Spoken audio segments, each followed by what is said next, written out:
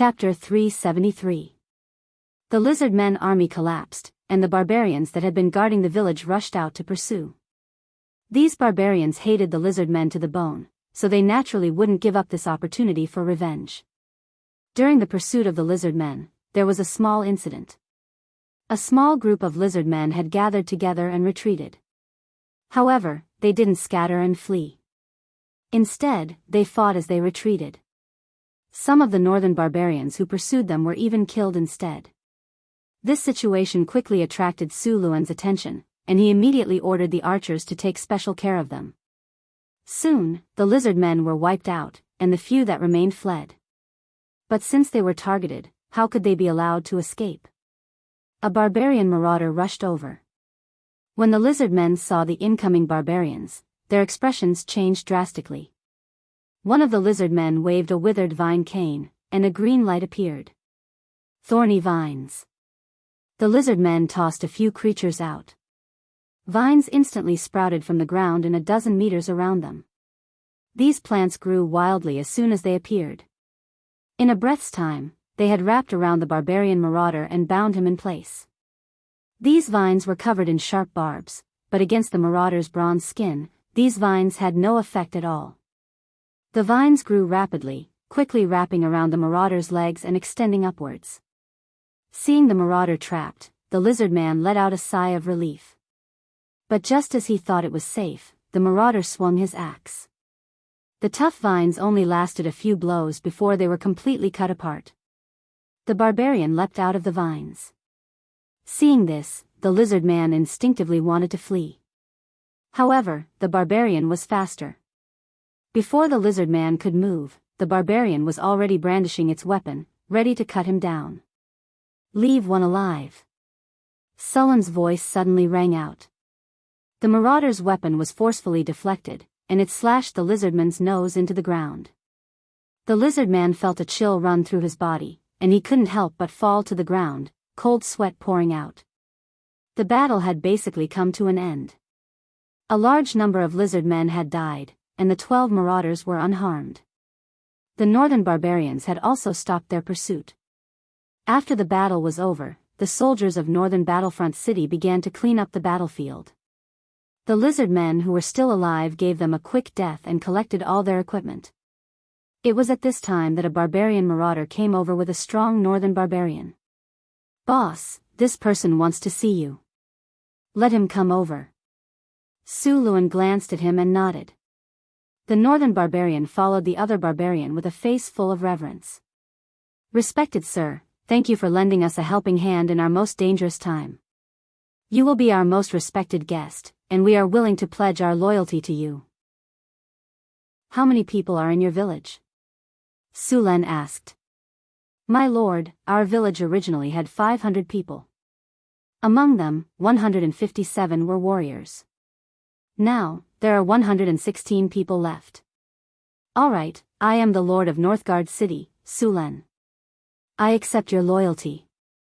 Su Luan nodded. Although there were many people in Northgard City, he didn't mind having more people. "Pack up your things, and then follow them to clean up the battlefield." "Yes, sir." "Congratulations, host. Under your leadership, your army has won a great victory. You have received 2,300 experience points, and you have received the item Fine Iron X3. Congratulations, host. You have defeated the lizard men. You have received a gold treasure chest. Congratulations, host. You have saved a northern barbarian village. Your relationship with this village has reached prospect. Ding. A northern barbarian village has pledged loyalty to you." A series of system notifications rang in his ears. Su Luan looked at them and closed the system interface. "Bring the captive here." "Yes, sir." The drow immediately turned and left. After a while, the drow came back with the lizard man. "Lizard man, you should know the drow next to you. You should also know their methods. Now, answer whatever I ask you. If you dare to lie to me, this drow will let you have a taste of their traditional craftsmanship." After seeing the lizard man, Su Luan smiled at him. However, this smile made him feel cold all over. Understood. The lizard man trembled and nodded. That's good. Sulen nodded. Tell me, why did you attack this village? We did it for food and weapons. The lizard man said. Sulen glanced at him and said, hee, food and weapons? Do you think I'm stupid? I'll leave it to you. Sulen waved his hand at the drow next to him. Then the drow directly carried the lizard man not far away. Soon, a burst of miserable screams came through. About 5 minutes later, Sulen asked the drow to bring him back. Tell me, why did you attack that village? Sulen looked at the wounded lizard man and asked. Sir, we really did it for food and seeds. The lizard man cried. It seems that you won't cry until you see the coffin. It's the sturgeon migration season now. You shouldn't be short of food. You're telling me it's for food? The lizard man said, Sir, what I said is true. You have to believe me. Our tribe is preparing to migrate. We robbed the food to find a place to plant it after we migrate. Well, let's say what you said is true. Sulen nodded and continued. You want to migrate? Why?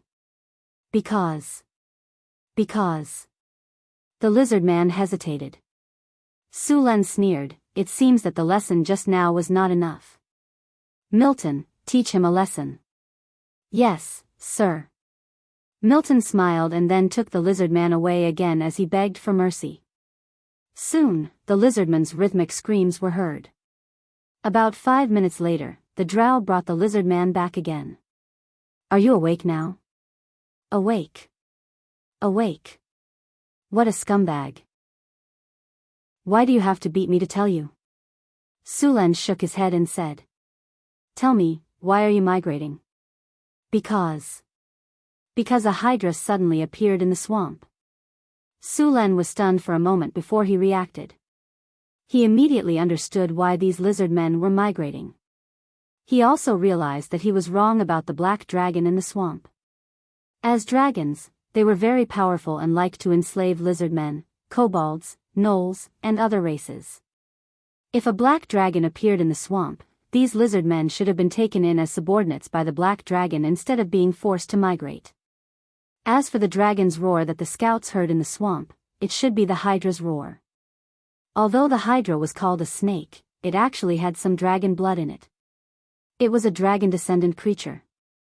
However, unlike ordinary dragon-descendant creatures, the hydra's strength was almost comparable to a real dragon. The hydra was also known as the hydra.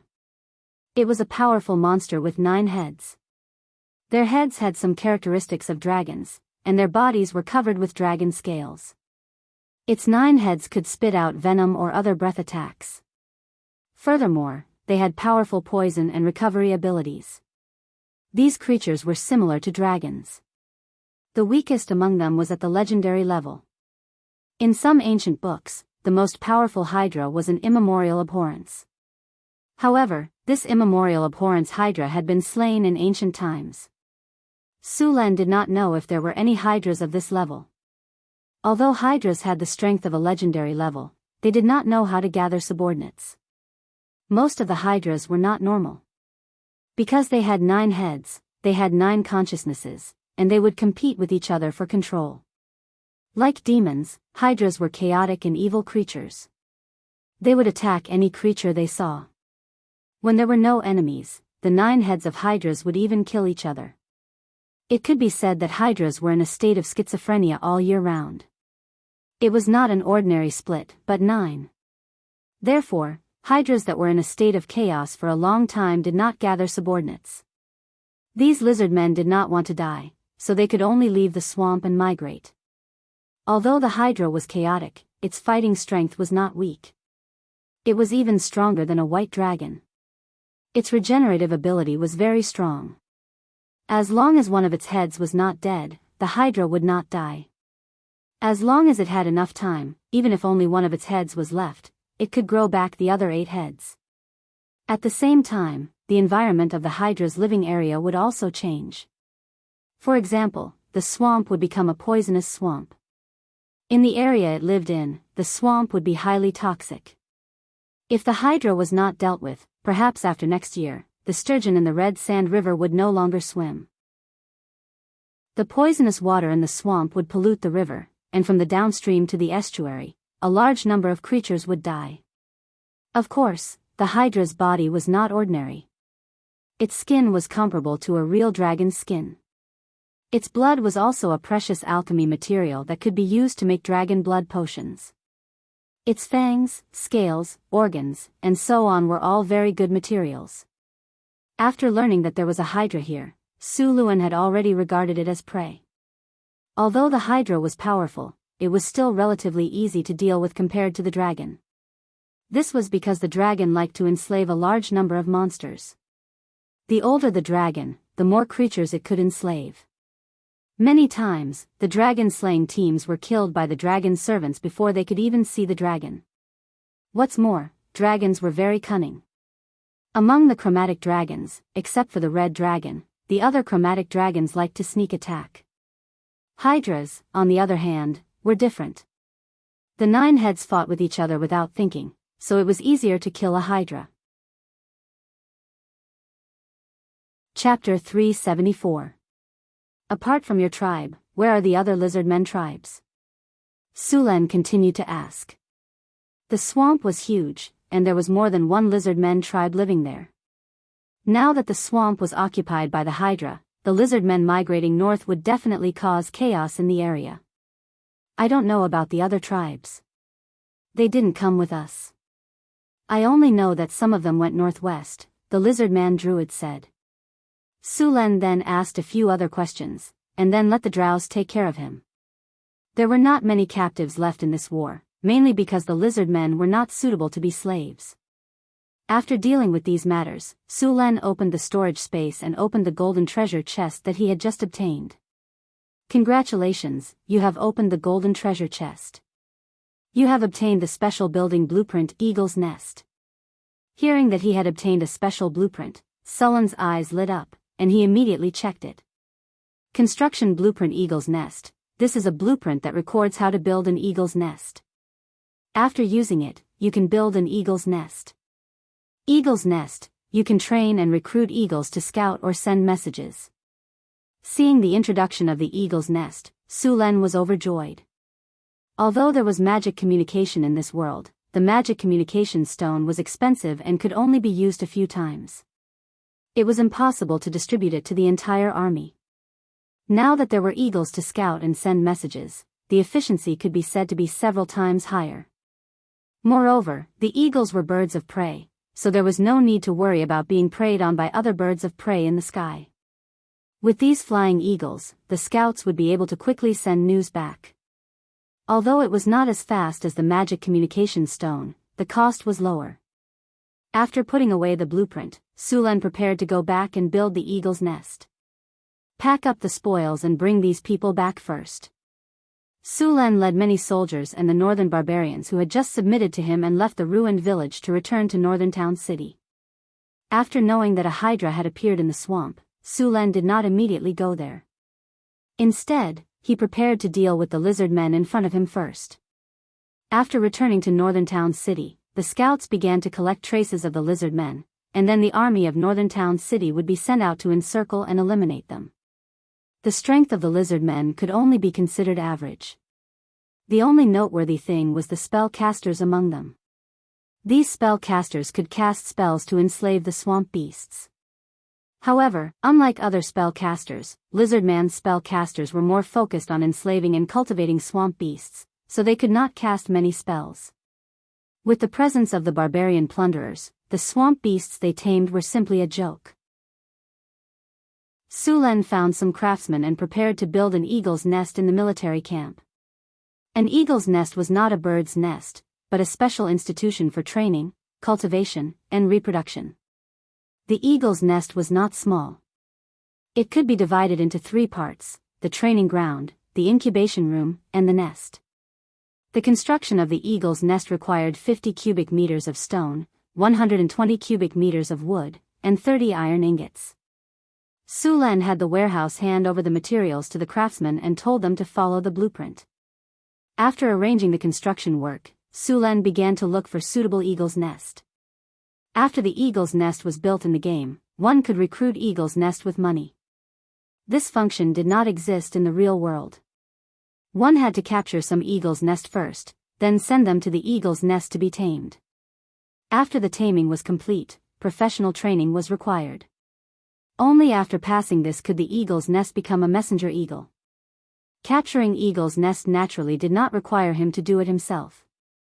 Su Len had the city hall issue a mission to capture eagle's nest and collect eagle's eggs.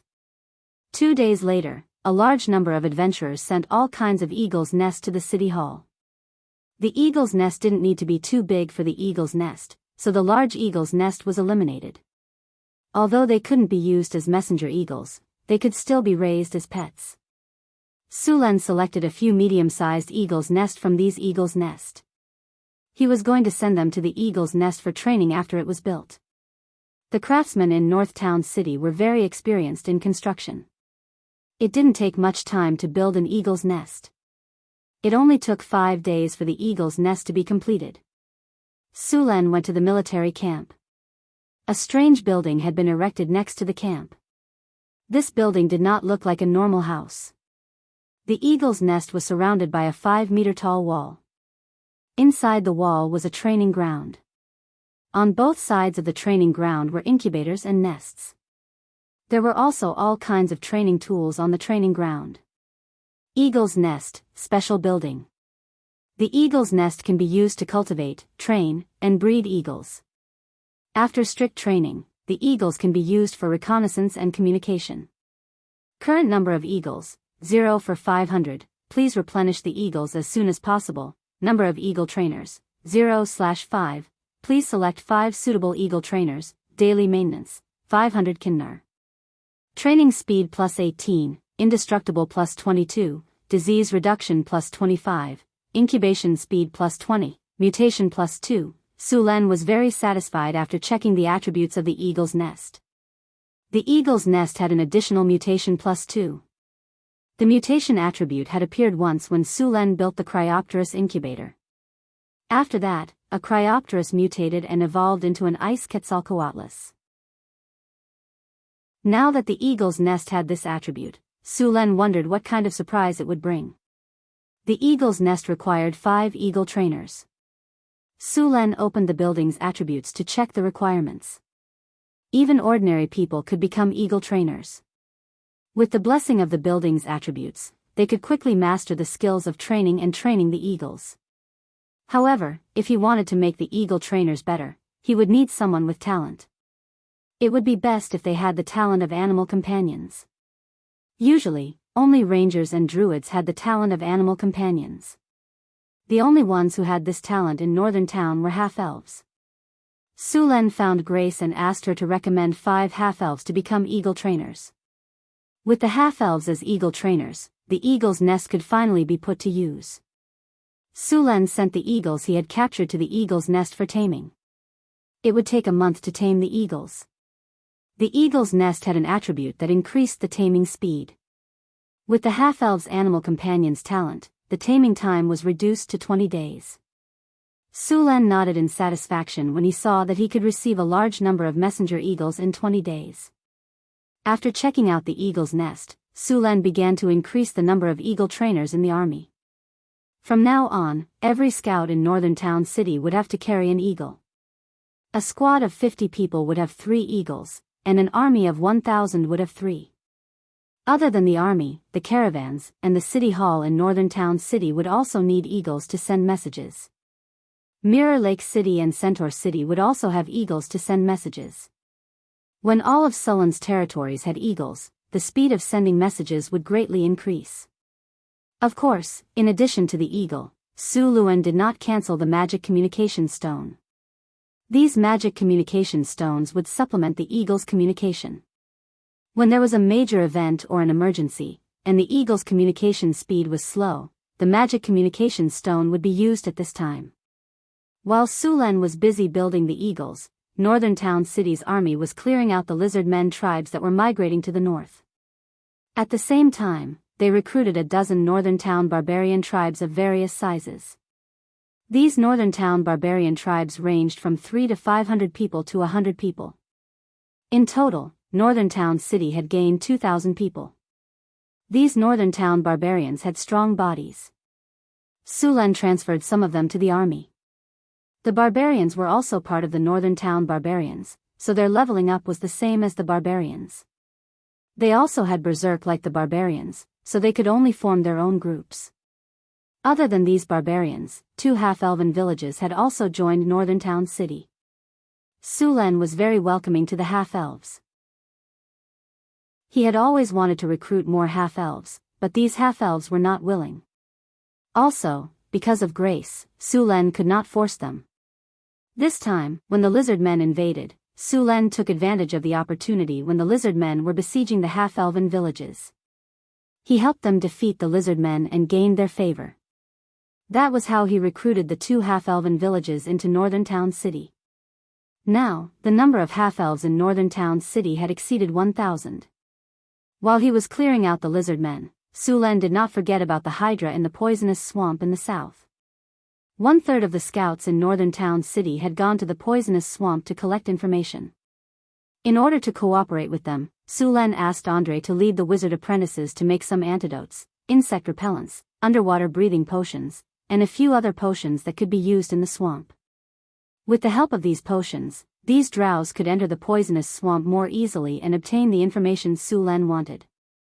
Although Sulen was powerful, he would not underestimate his opponents, especially dangerous targets like the Hydra. There were 2 origins of the Hydra's bloodline. One was said to be from the ancient Hydra with multiple heads, and the other was from the Hydra. However, research had found that the Hydra's body had both of these bloodlines. Hathaway was also very interested when she heard that Sulen had found a Hydra. Therefore, when she heard that Sulen was preparing to deal with the Hydra, she also came up with various ideas and plans. The most annoying thing about the Hydra, other than its powerful recovery ability, was its venom. According to the legends, even the gods were very afraid of the venom of the ancient Hydra. Although the Hydra in the poisonous swamp was not as powerful, it still did not feel good to be bitten by it. Without a special antidote, even a legendary figure would not be able to survive for long. Sulen did not want to test whether the Hydra's venom was more powerful or if his body was stronger.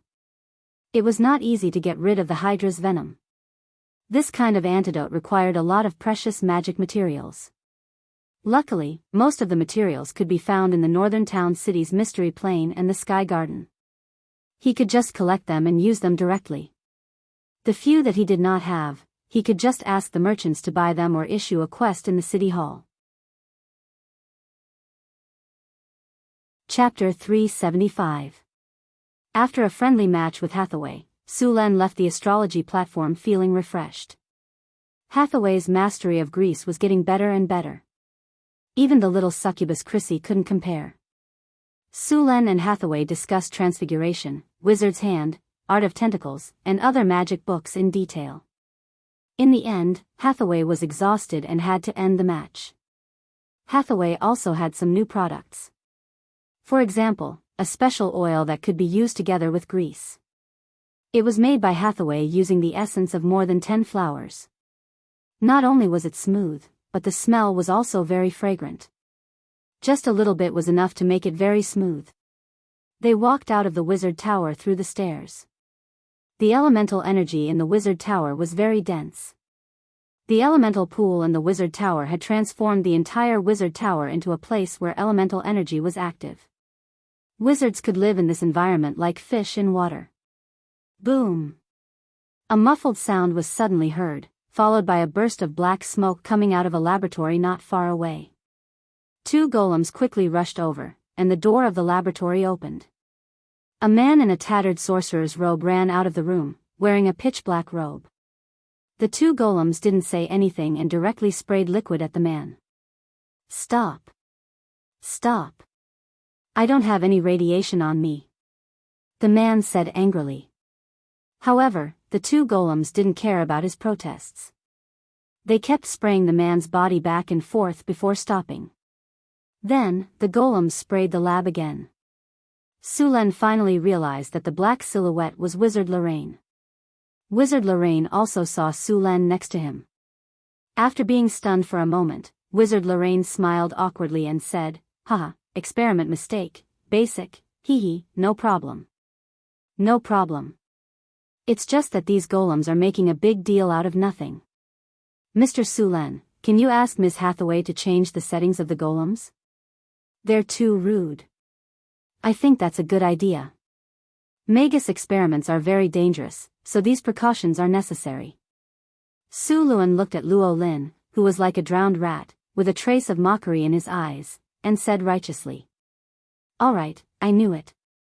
You guys just want to see a joke." Wizard Lorraine snapped his fingers and used a cleaning spell to clean the dust and water off his body. "You're underestimating me. I've been professionally trained in noble etiquette. No matter how funny it is, I won't laugh unless I can't hold it in." Su Len left the wizard tower in a good mood and returned to the Lord's castle. At that moment, the Drow scouts who went to the swamp came back with some information. "Sir, we found the Hydra in the poisonous swamp." The Drow with a scar on his face said. "Where is it in the poisonous miasma swamp?" Su Luan leaned against the chair in the study and asked. Scarface took out a parchment scroll and said, "Sir, this is a simple map of the swamp that we drew." He handed the parchment scroll over. Su Len took the parchment scroll and spread it on the table. There was a very simple topographic map drawn on the parchment scroll. A winding line represented a river, and the paths in the swamp were also marked. In a place that looked like a lake in the swamp, there was a mark of a multi-headed snake. In addition to this snake, Su Len also found a few marks of small people on the west side of the swamp. "This snake is a 9-headed snake, right?" Su Len pointed at the map and asked. "Yes, sir." Su Len continued to ask, "What are those small people on the west side of the swamp?" "Sir, we found a swamp giant tribe there. There are about a dozen of them," Scarface explained. "Swamp giants." Su Len looked up at him in surprise. After confirming again, Su Len nodded. The swamp giants were one of the branches of the giant species in the multiverse. They were also known as swamp giants, and they generally lived in the swamps of the material world. There was a swamp plain between the water elemental plane and the earth elemental plane, and a large number of swamp giants also lived there. The swamp giants of the swamp plain were much stronger than those of the prime material world. Adult swamp giant warriors in the swamp plain were around 6 meters tall and weighed around 8,000 pounds.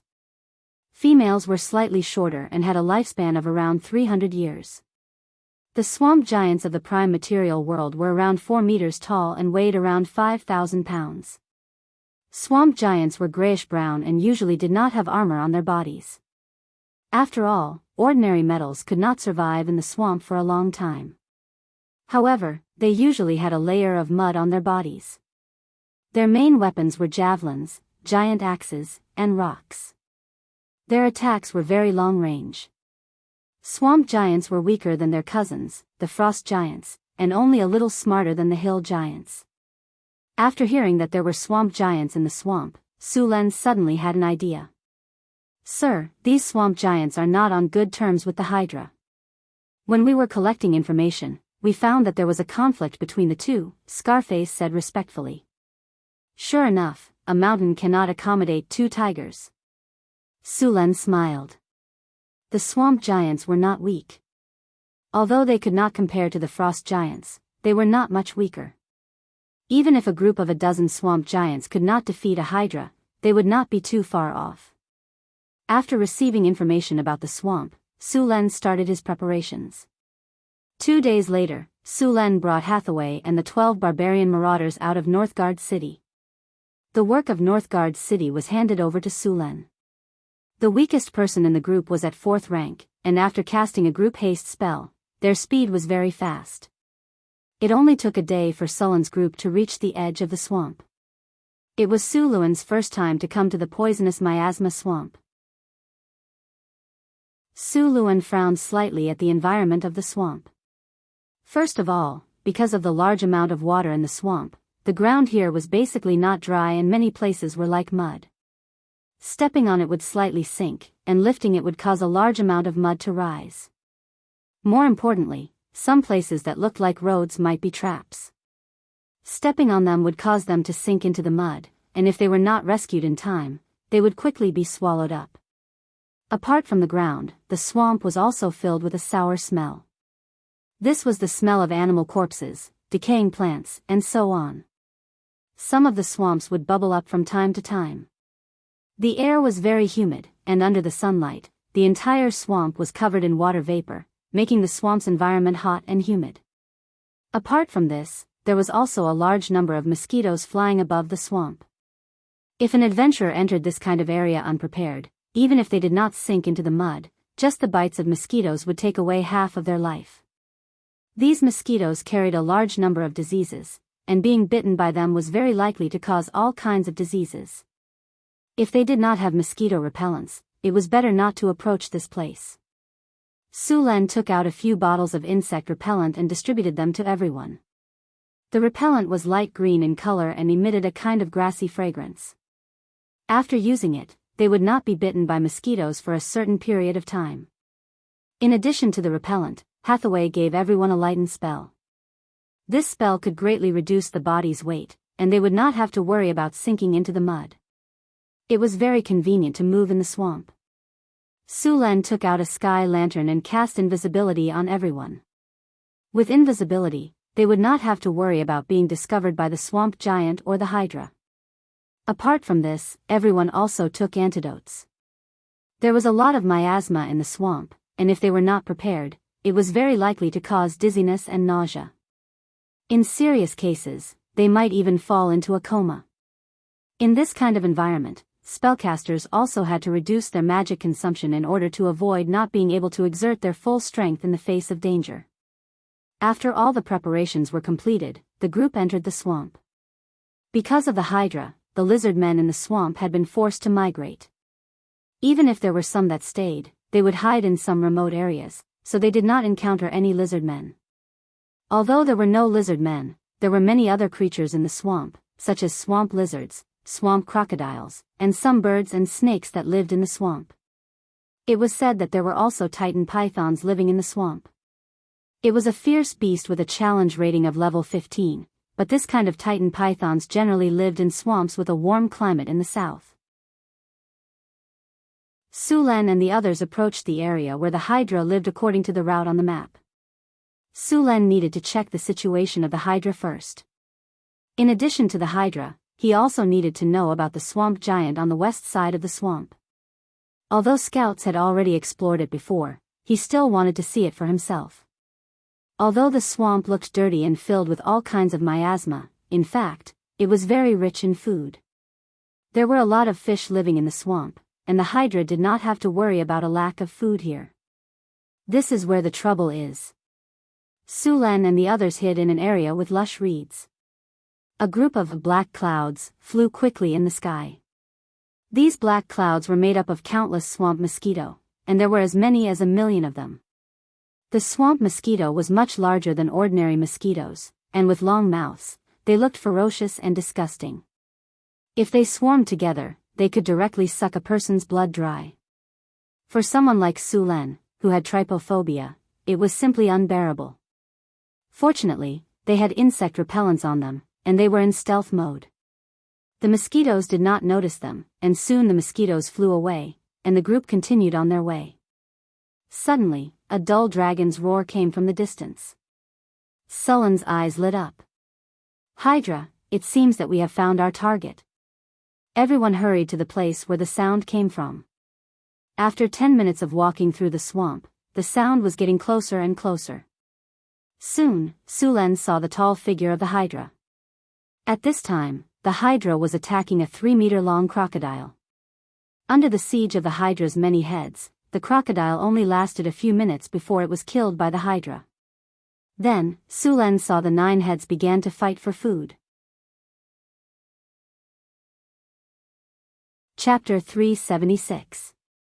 The hydra's 9 heads fought with each other, and a 3-meter-long swamp crocodile was torn to pieces in just a few minutes before being devoured by the 9 heads. Su Len did not continue approaching. Although he had invisibility, it was not omnipotent. There were many ways to counter it.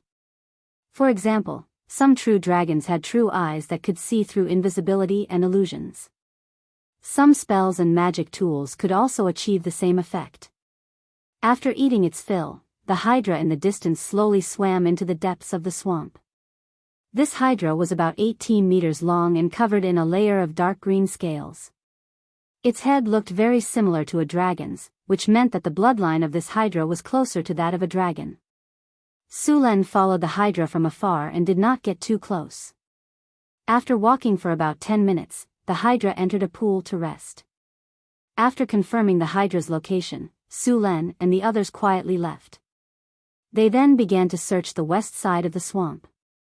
This time, their target was the swamp giants. The swamp giants were actually easier to find than the hydra. After all, they were different from the hydra. The swamp giants had built a small tribe in the swamp, which was easier to find than the pool where the hydra lived. Soon, Sulen found the swamp giants according to the markings on the map. These swamp giants had just finished their hunt. A 4-meter-tall, muscular swamp giant was carrying a creature that looked like a hippopotamus back to the tribe. There were 5 or 6 swamp giants in this small tribe. This swamp giant is the leader creature. At this moment, Hathaway's voice suddenly sounded in his ears. He's a legendary swamp giant. Sulen nodded and became even more cautious.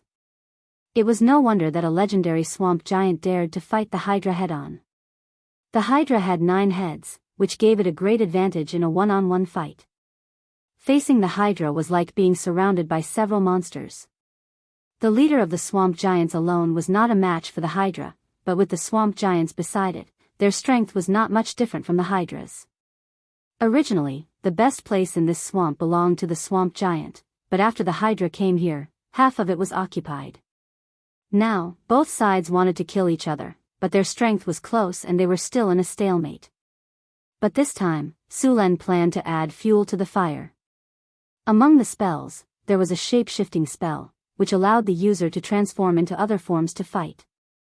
Of course, there were also some spells that were just for show, such as camouflage.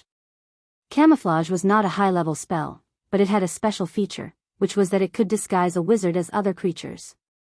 Camouflage was different from illusion spells. Camouflage could disguise oneself very closely to the real body. Other than the real body's strength, it could even disguise one's scent. However, camouflage required a casting medium, which was to disguise something on a creature's body, such as hair, scales, and so on. With an idea in mind, Sulen began to look for a suitable target. At this time, the swamp giants came back from hunting. About 3 kilometers away from the swamp giant tribe, Sulen found a swamp giant who came back with prey. This swamp giant was 3.5 meters tall and should have just reached adulthood. At this time, it was carrying a long spear and a deer happily walking home. But this poor swamp giant did not know that it had been targeted by the sinister Sulen. Tentacle entanglement. 5 or 6 3-meter-long black tentacles suddenly appeared from the ground and entangled the swamp giant in an instant. The swamp giant's reaction was a little slow after being attacked suddenly. Its body subconsciously wanted to break free, but it did not succeed. Sulen's body flashed, and the purple dragon halberd in his hand carried a large amount of lightning power and instantly whipped the swamp giant's body. The powerful lightning power from the purple dragon halberd entered the swamp giant's body, and the struggling swamp giant's body suddenly became stiff. Taking advantage of this opportunity, Hathaway immediately cast hypnosis on the swamp giant. But to her surprise, the hypnosis did not work. The swamp giant was immune to her spell. Bang! Sulen's body flashed, and the purple dragon halberd in his hand hit the back of the swamp giant's head. Then, the 3-meter-tall swamp giant crashed to the ground. Sulen waved the purple dragon halberd and said, "You could have just fainted. Why did you have to have me use physical hypnosis on you? Hurry up and cast a few more spells on him. If he suddenly wakes up, things will be troublesome." Hathaway rolled her eyes at Sulen and deliberately dragged out her words. "Got it." Then, flashes of light flashed, and various negative statuses were placed on the swamp giant. The swamp giant could not resist. After subduing the swamp giant, Sullen's plan officially began. Hessian collected some hair and blood from the swamp giant and then cast disguise on Sulen. With a flash of light, Sullen's body was wrapped in light. The next second, he turned into a 3-meter-tall swamp giant, exactly the same as the swamp giant that had fallen asleep next to him. How is it? Sulen stretched his body. Not bad. It's the same as before. That's good. This spell lasts for half an hour. It must be completed within this half an hour, Hathaway reminded him. Don't worry. Sulen waved his hand. Then, Sulen disguised himself as a swamp giant and walked toward the pool where the Hydra lived. The swamp giant was placed in a magic formation not far from the swamp giant's camp. Sulen was very fast and arrived at the pool in a short while. At this time, the Hydra was hiding in the pool and sleeping. Sulen snapped his fingers, and a huge fireball appeared in front of him. With a gentle wave of his hand, the fireball fell directly into the pool. Boom! A deafening sound rang out, and the dark green pool water flew more than 10 meters high. Roar! Then, an angry dragon roar sounded. The next second, 9 ferocious heads rushed out of the water. However, as soon as they came out of the water, they were hit by a long spear. Blood splattered, and a sharp pain came. The other heads of the Hydra swayed and bit at him. Sulen naturally wouldn't stay still. He dodged in a flash, and the long spear in his hand hit another head of the Hydra again. The Hydra, who had been disturbed from its sleep and had a bad temper, was hit twice in a row. It became even angrier. The pool rolled, and its huge body directly stood up. After seeing that it was a swamp giant who attacked it, the old and new hatred added up. The Hydra's 18 eyes turned red, and its cold and crazy eyes made even Sullen's hair stand on end. Acid spray. The next second, one of the Hydra's heads suddenly spewed a large amount of stinky acid. Sullen's expression changed, and he dodged to the side. However, as soon as he dodged the acid attack, another acid attack was already waiting there. At this time, Sulen couldn't care about anything else.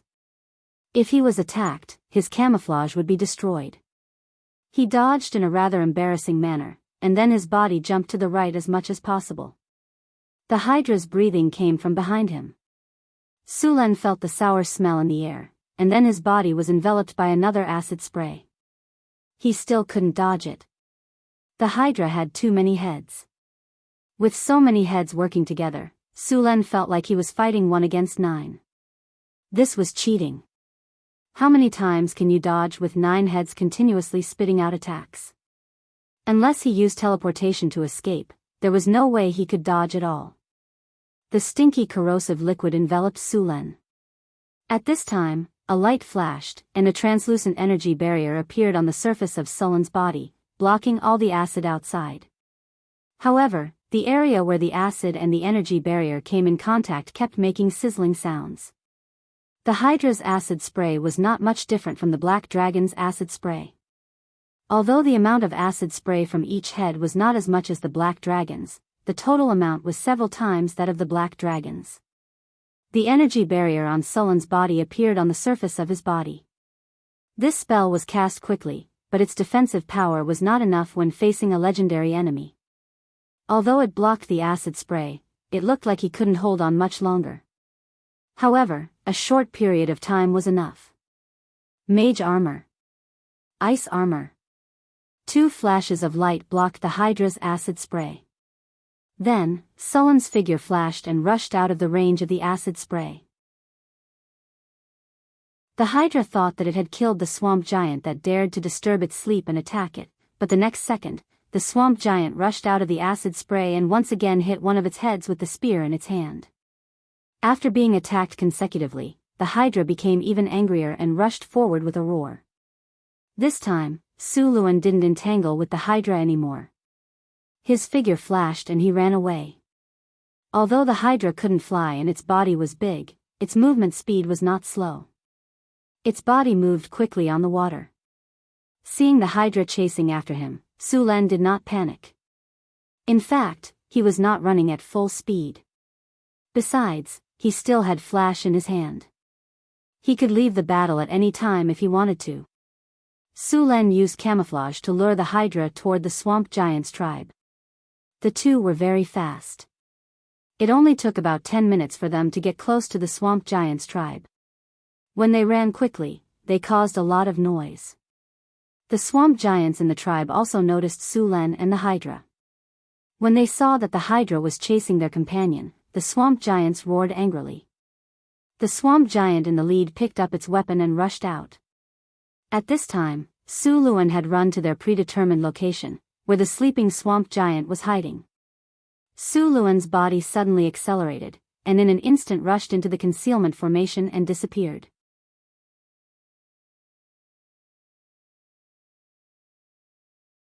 It's a little different between the two sides. How can I help? Are you going to do it, or should I? Su-Len rolled his eyes at her. Besides, if we do it, won't it be obvious to both sides that someone is watching from the sidelines and waiting to benefit? Oh, that's true. Forget it then. As for the swamp giants, I can only say sorry. I don't think they'll mind. Hathaway once again saw a swamp giant being sent flying by the Hydra. I don't think they'll mind. Anyway, there's a direct conflict of interest between them. Although this swamp is not small, it can't accommodate two legendary powerhouses. Yes, that's it. Give it a good beating. Su-Len waved his arms excitedly and shouted. We have to be careful when we fight in the future. By the way, do you have pistachios with you? Hathaway asked after eating a bear biscuit. Of course. Su-Len took out a bag of pistachios from his storage space and handed it to Hathaway. Thank you. I didn't expect you to have so much space in your storage equipment. Hathaway took the pistachios and gently broke them open and ate. Didn't you learn Mageweth engraving? You've also learned those arcane scars. You can try to make a storage bag with more space by engraving, Su-Len said while stuffing things into his mouth. Yes, the Mageweth engraving method saves more space, and you can engrave more arcane scars. With more inscriptions, the space of the storage bag will naturally be bigger. Hathaway nodded. Is that swamp giant preparing to launch a sneak attack? He's so big. Does he think the Hydra can't see him? Hathaway continued after glancing at the battlefield. Although all 9 of the Hydra's heads were entangled, he still noticed the swamp giant. His body moved, and the tail hidden in the swamp suddenly swung out, sending the swamp giant who wanted to launch a sneak attack flying. However, the swamp giant's sneak attack was not useless. Another swamp giant took advantage of the Hydra's distraction to hit him hard. How long do you think they'll fight for? Su-Len picked up a piece of beef jerky and ate it happily. I think it'll take at least an hour, Hathaway said after watching for a while. By the way, Frodo's cooking is getting better and better. This beef jerky is delicious. Indeed, the halflings are geniuses in cooking. Their food processing is simply irresistible. Hathaway agreed. He's almost emptied my inventory. I don't know how long he can stay in northern Battlefront City. Su-Len spread his hands helplessly. Halflings usually didn't stay in one place for too long. They naturally liked to travel. This time, Su-Len relied on various cooking methods and various creative ideas to make Frodo stay. When Frodo learned all the recipes, or when Su-Len didn't have anything new, it would be about time for Frodo to leave. I've asked Frodo for a recipe. I'll make it for you to try when we get back. Hathaway said with a smile. Forget it. Last time you said you were going to make a delicious dish. Don't you know what happened in the end? Su-Len glanced at Hathaway and said. Don't underestimate me. This time, I've learned from Frodo step by step. I'll definitely surprise you. Hathaway said confidently. I think I should prepare some gastric lavage, vomit-inducing potions and antidotes in advance.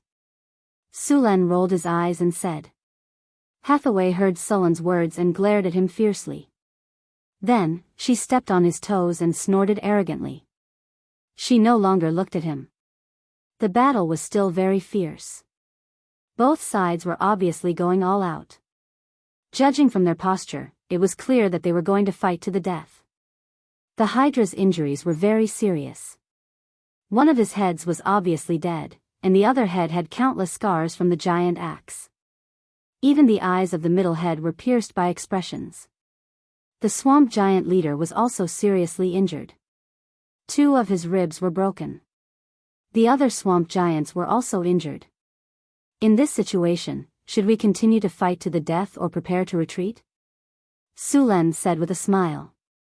He was now looking at the 2 sides fighting and had no intention of intervening. Although the Hydra seemed to be seriously injured, it was still difficult for him to die. The Hydra's recovery ability was very fast. If no one disturbed him, the Hydra's injuries would be almost healed in a short time. It's about time. Both sides have basically reached the final stage. We can make a move now. It'll be a big loss if we can't get the kill tonight. Sulen said with a smile. The Hydra is seriously injured, and the swamp giants are not doing well either. Get ready. I'll deal with the Hydra. You deal with the swamp giants. Sulen ordered simply. Hathaway nodded and said, okay. A strong magic light appeared. Such a strong energy fluctuation instantly attracted the attention of both sides. The next second, Sulen's figure suddenly appeared beside the Hydra. Su Luan's body appeared in midair, and his whole body was shrouded in a layer of thunder and lightning power. The powerful thunder and lightning power kept flashing, and a long halberd completely surrounded by the power of thunder and lightning instantly pierced into the center of the Hydra. Lightning spear. The dazzling lightning power flashed. The next second, the purple dragon halberd with boundless power instantly pierced the Hydra's head. The layer of dark green scales was easily pierced through like paper. The purple dragon halberd's momentum did not decrease. It directly penetrated the skull. The hard skull could not withstand such a powerful force. The purple dragon halberd pierced the Hydra's head. The powerful electric current flowed along the river and destroyed the Hydra's brain. Along with an incomparably mournful scream, the Hydra's head powerlessly drooped down. The other heads were slightly paralyzed by the powerful lightning power. Thunderstorm. A powerful lightning energy instantly exploded out, and just as the Hydra's body was about to recover, it was immediately struck by a lightning bolt that was as thick as a water bucket. Bolts of lightning quickly descended, and the Hydra's body was charred black. Flesh and blood flew everywhere, and a large amount of lightning jumped about on its body. Even the Hydra's powerful healing ability was reduced to a minimum under this lightning energy. Smooth slash.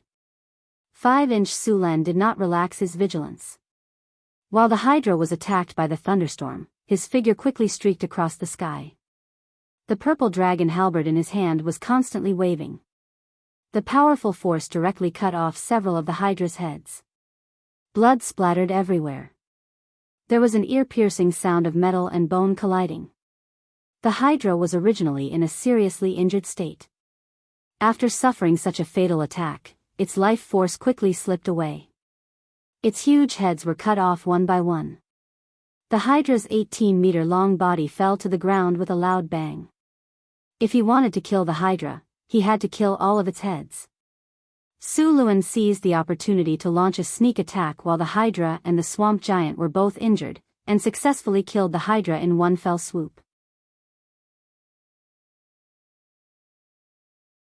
Chapter 378.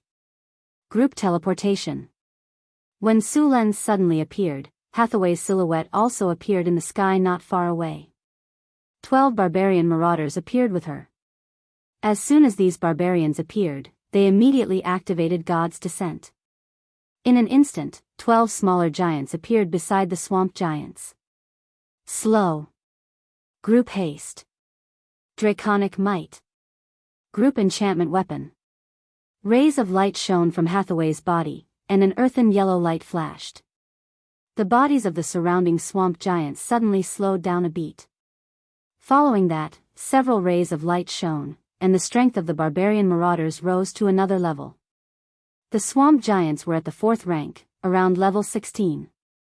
They were a bit weaker than the frost giants, and they had just fought a fierce battle with the Hydra. Apart from the ones who had died, the rest were all injured. They were originally weaker than the barbarian marauders, and now they were all injured.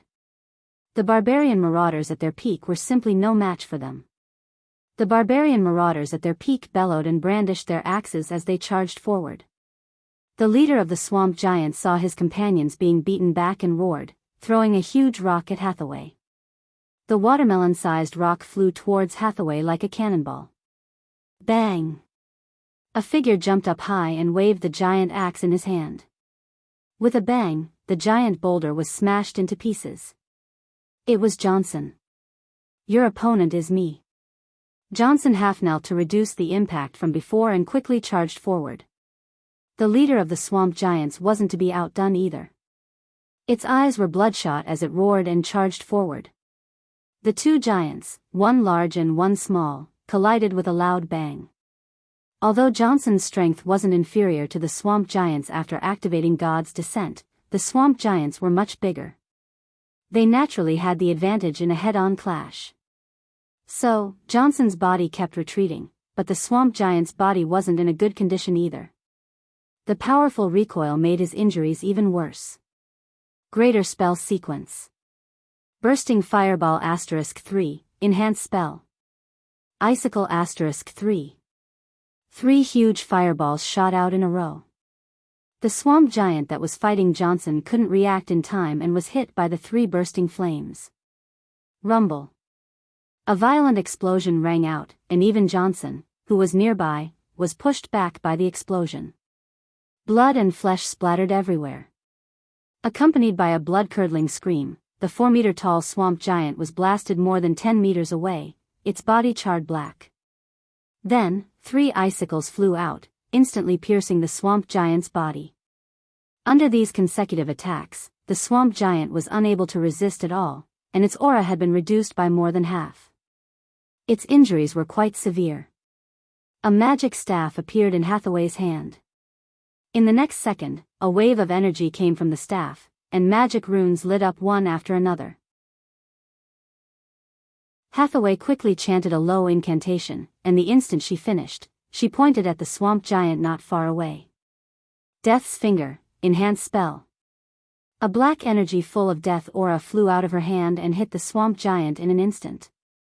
The already seriously injured swamp giant's struggling body suddenly stiffened and fell down.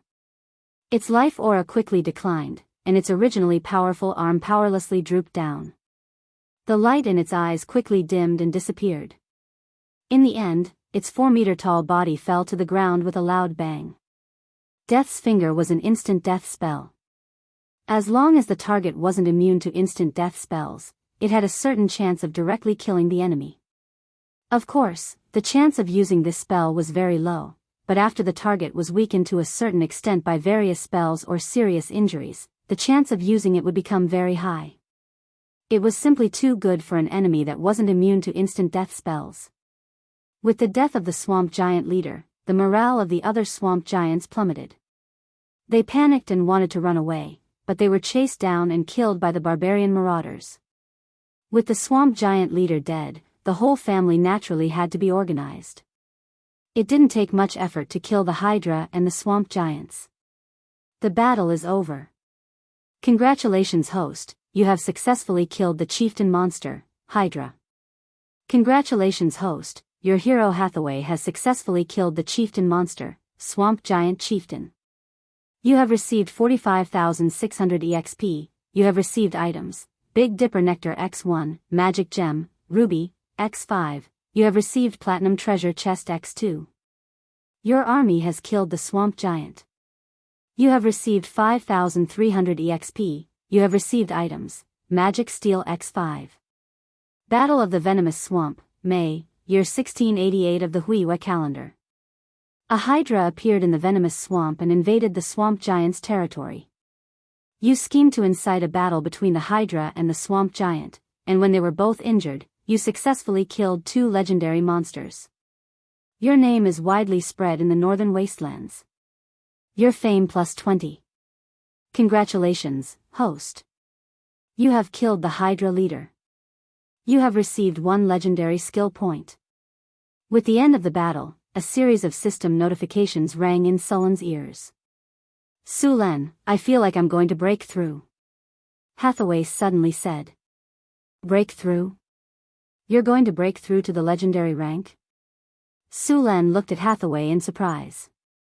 Hathaway nodded. Yes, I have a feeling. Sulen opened the system panel and looked for Hathaway's information. Sure enough, Hathaway's level had reached the edge of the legendary rank. Her EXP was overflowing, and she could advance at any time. Hathaway didn't level up now because she felt that it wasn't safe here. She wanted to go back to the Wizard Tower to advance to the legendary rank. Thinking about it, Hathaway had received the EXP from killing the Frost Giant Chieftain. This time, with the Swamp Giant Chieftain, she had killed 2 legendary monsters. Her EXP should be enough. That's great. Let's go back now, Sulen said excitedly. Next, Sulen and the others began to quickly search for the loot, mainly the corpses of the Hydra leader and the Swamp Giant. The Hydra leader and the Swamp Giant Chieftain didn't have the habit of collecting treasures. Naturally, they didn't have a lot of wealth like the dragons. Sulen only searched briefly and left after finding nothing. The bodies of the Hydra leader and the Swamp Giant were too large. Whether it was Hathaway's storage bag or Sullen's storage space, neither could fit them. As for throwing them away, Sulen couldn't bear to do so. He could only make a few large carts to drag these things away and send them back to Northern Town to deal with them later. The precious materials were handled by Hathaway on the spot and stored in Sullen's storage bag in Sullen's storage space. After spending some time cleaning up the battlefield, Sulen and the others left the swamp. When they returned to Northern Town, the huge corpses of the Hydra leader and the Swamp Giant Chieftain caused a huge uproar. These huge monsters were extremely shocking. Even the temples and churches were surprised by Sullen's strength. The corpses of the Hydra leader and the Swamp Giant Chieftain were high-value magic materials that needed to be processed and preserved as soon as possible. These things were handed over to Alex and Karina to deal with. The first thing Hathaway did when she returned to the Wizard Tower was to go into seclusion. Since Hathaway was about to advance to Legendary, Sulen directly closed the Wizard Tower temporarily. Apart from Alex, Chris, Karina, and Grace, everyone else left for the time being. Hathaway's advancement to Legendary was somewhat different from Sullen's. Sulen was closer to a warrior, while Hathaway was a pure spellcaster. She needed more elemental energy. After she entered the seclusion room, the Wizard Tower's elemental pool adjusted 80% of the energy supply to the room. At this time, the elemental energy in the room was so dense that it almost liquefied. As time passed, the energy in the elemental pool was quickly consumed. Because of the shielding circle set up in the seclusion room, the outside world didn't know the state of the room, so Hathaway's advancement didn't spread out. After waiting for about 3 hours, the door of the seclusion room finally opened. Hathaway walked out with a face full of excitement. As soon as the door opened, Alex couldn't wait to rush over and ask, "How was it? How was it? Did you succeed?" Judging from his expression, he must have succeeded. Chris, who was at the side, said with a smile. But why did her tone sound a little sour? "Legendary wizard, huh? How do you feel?" Karina asked. Hathaway smiled and said, "Successful advancement. I feel like I've seen the world again." Although there was only one rank between a legendary wizard and a great wizard, the difference was like heaven and earth. As a matter of fact, in terms of mana, the growth of the power of the will and the accumulation of mana from a beginner wizard to a great wizard was all about the accumulation of mana. Once a wizard reached the legendary rank, their soul would undergo a sublimation, and they would begin to come in contact with the essence of the world and understand the laws. This was the fundamental difference between a legendary wizard and a great wizard. When I reached the legendary rank, my soul seemed to come in contact with the source sea. It was a very strange feeling. When you all become legendary, you will feel it too. Hathaway briefly explained the changes of becoming a legendary wizard. Chris, Karina, Alex, and Grace all looked at her with envy. They were indeed very envious. One had to know that Hathaway's rank was the lowest back then, but now she was the first to break through to the legendary rank. They couldn't help but be envious.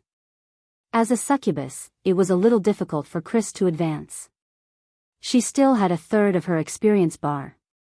As a sorcerer, Karina was also lacking a lot of experience. As for Alex and Grace, they weren't much better off. Congratulations on officially stepping on the path of a wizard, Sulen said with a smile.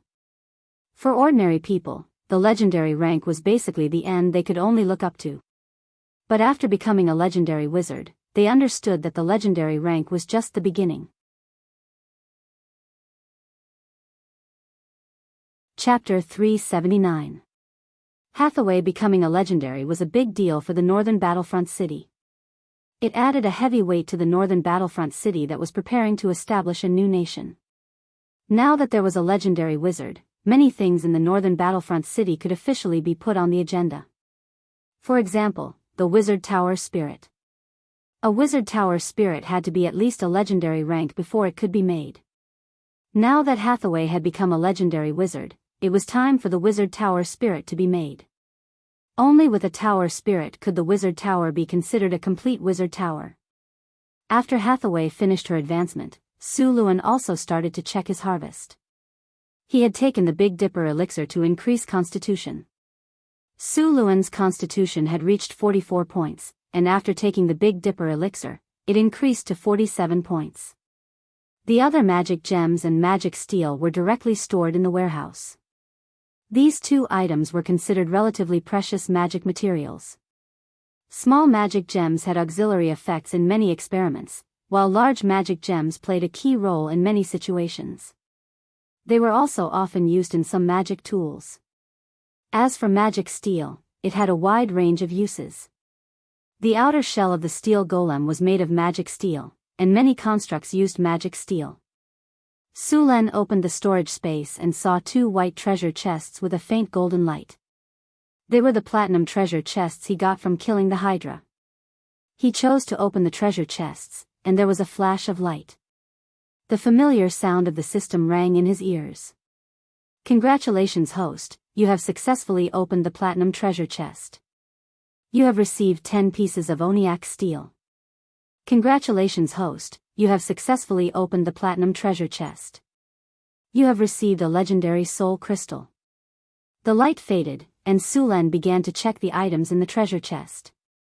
Oniac steel was also a type of magic metal, and it was more precious than magic steel. 10 ingots of it were 500 kilograms. This metal had good magic conductivity, and its texture was tough. It also had high resistance to various types of energy. It was a very good material. Including this one, Suluan now had 2 legendary soul crystals.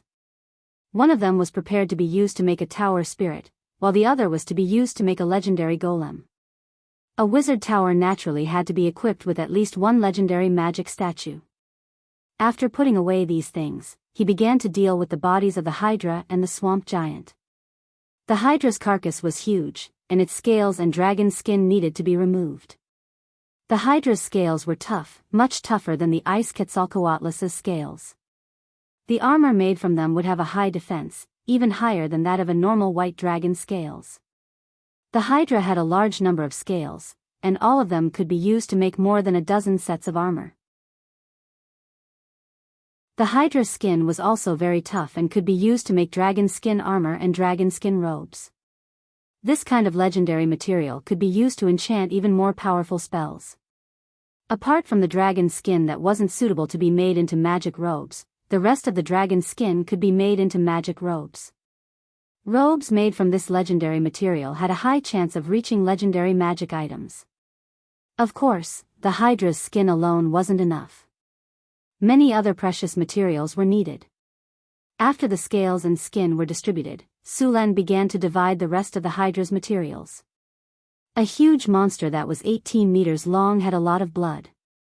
Sulen found dozens of containers to hold the blood. The Hydra's weight was 20 tons, and its blood was only 1.5 tons. The Hydra had 9 hearts, each of which was 70 to 80 centimeters in diameter and weighed more than 25 kilograms. The poor quality blood could be used to make magic ink, and the good quality blood could be used to purify blood or make dragon blood potions. The rest of the internal organs could also be used as ingredients for magic potions. As for the Hydra's fangs, they were all pulled out to be made into short swords or machetes.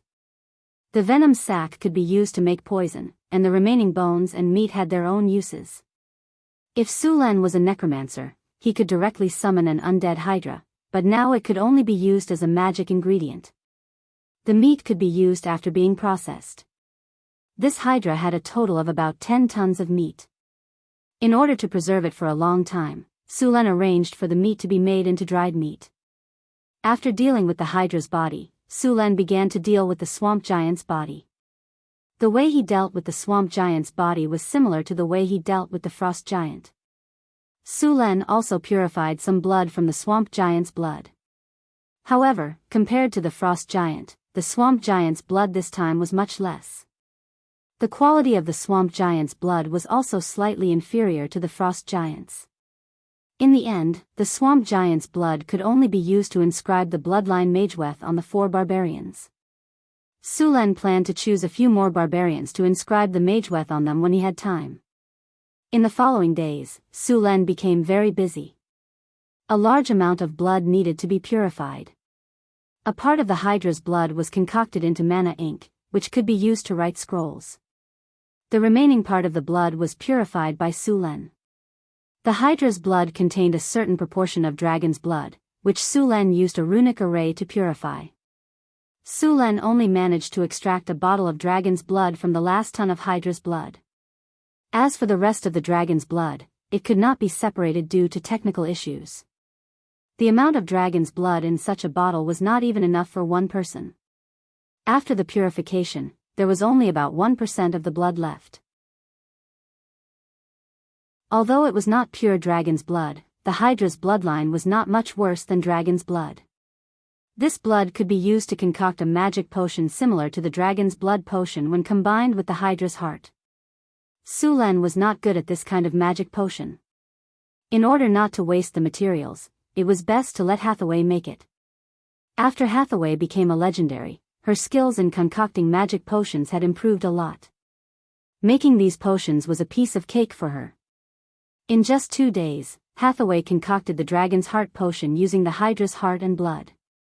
Dragon's Heart potion, a high-level magic potion made from the Hydra's heart and blood that contained dragon's bloodline and more than 10 rare materials. After consumption, it can increase strength and vitality. There is a very low chance of awakening the dragon's bloodline. Note, the Dragon's Heart potion can increase strength and vitality by 1 point for constitution and strength below 40.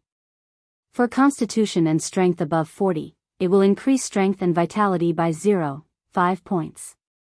It will not be effective for attributes above 45.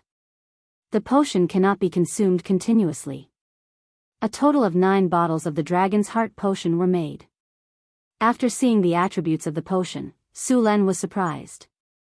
The increase in attributes was expected, but the fact that the Dragon's Heart potion could awaken the dragon's bloodline surprised Sulan. The Dragon Bloodline Warlock was a very powerful type of warlock. Not only did the Dragon Bloodline Warlock have a strong body, but they also had the ability to cast spells. They were much stronger than ordinary warlocks. With this Dragon's Heart potion and the Dragon's Blood Essence that he had purified before, he could cultivate a Dragon Bloodline Warlock. Sulan thought for a moment and took out a bottle of Dragon's Heart potion and left the laboratory. After leaving the Wizard Tower, Sulan returned to the Lord's castle. Master. Anna and Angela appeared at the door. They looked very happy. During this period of time, Sulan had been busy and had not stayed in the castle for a few days. The 2 little half-elf maids lifted their skirts and bowed to Sulan. Welcome back.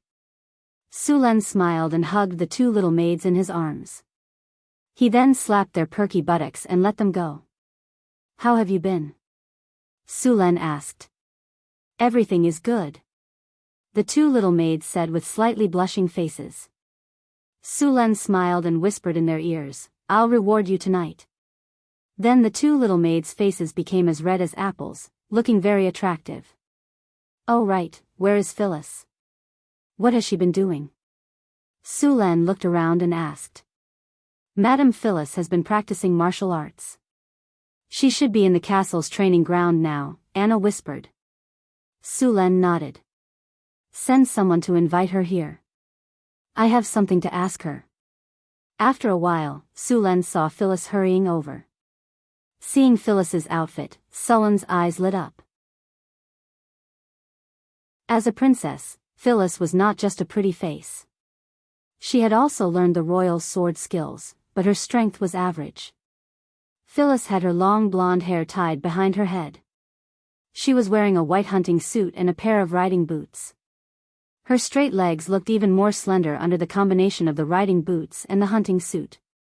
Her body looked slim and graceful, and there was a hint of heroism on her beautiful face. "Sulen, you were looking for me?" Phyllis ran to Sulen and asked with joy. "Yes, come with me. I have something to tell you." Sulen took Phyllis's arm and walked upstairs. Phyllis's white jade-like face suddenly turned red. She whispered, "Sulen, it's still daytime." Sulen was slightly taken aback. Then, he knocked her head in annoyance. "What are you thinking?" "I have something to ask you." "Oh."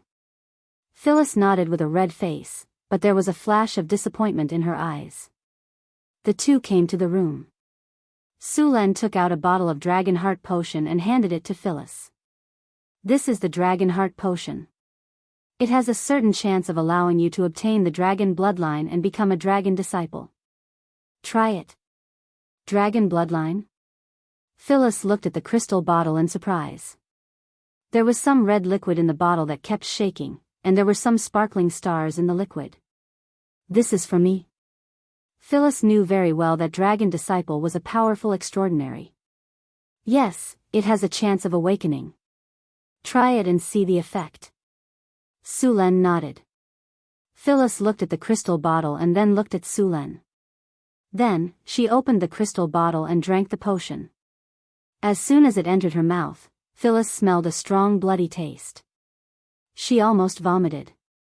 Fortunately, she knew the value of the potion and forced herself to drink it.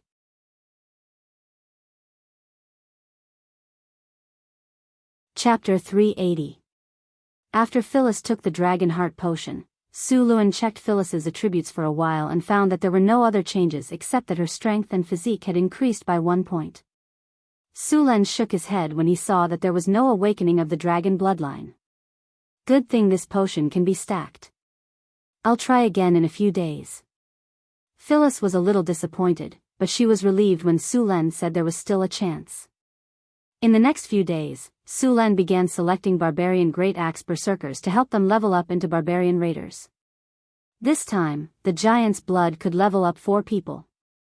One of them was Boulder, and the other 3 were barbarians. Since he had a lot of experience, Sulen was very familiar with this kind of rune engraving. It took 3 days for the 4 barbarian raiders to finish. Other than Boulder and Johnson, who were heroic units, the rest of the barbarian raiders were still normal units. However, unlike the barbarians of the past, they were now called elite monsters. While Sulen was busy engraving runes on the barbarians, Phyllis also started her daily training. Ever since she was brought to the northern city as a tool for the marriage alliance, she felt a sense of crisis. She was very confident in her appearance, but after coming to the northern city, she quickly realized that she didn't have much of an advantage. There were more than one woman around Sulen who was prettier than her. Without the advantage of her appearance, Phyllis became a little nervous. She was worried that she would be sent to a random place. As a member of the royal family, she had heard too many stories about how the two sides of the marriage alliance would become strangers or even worse. Fortunately, Sulen didn't do that, which made her feel relieved. After living in the northern city for a while, she found that she liked life here. However, another thing made her worried again. She realized that none of Sulen's women were normal except for herself. From the wizard to the winged queen, from the succubus to the half-elf, she was the only normal human.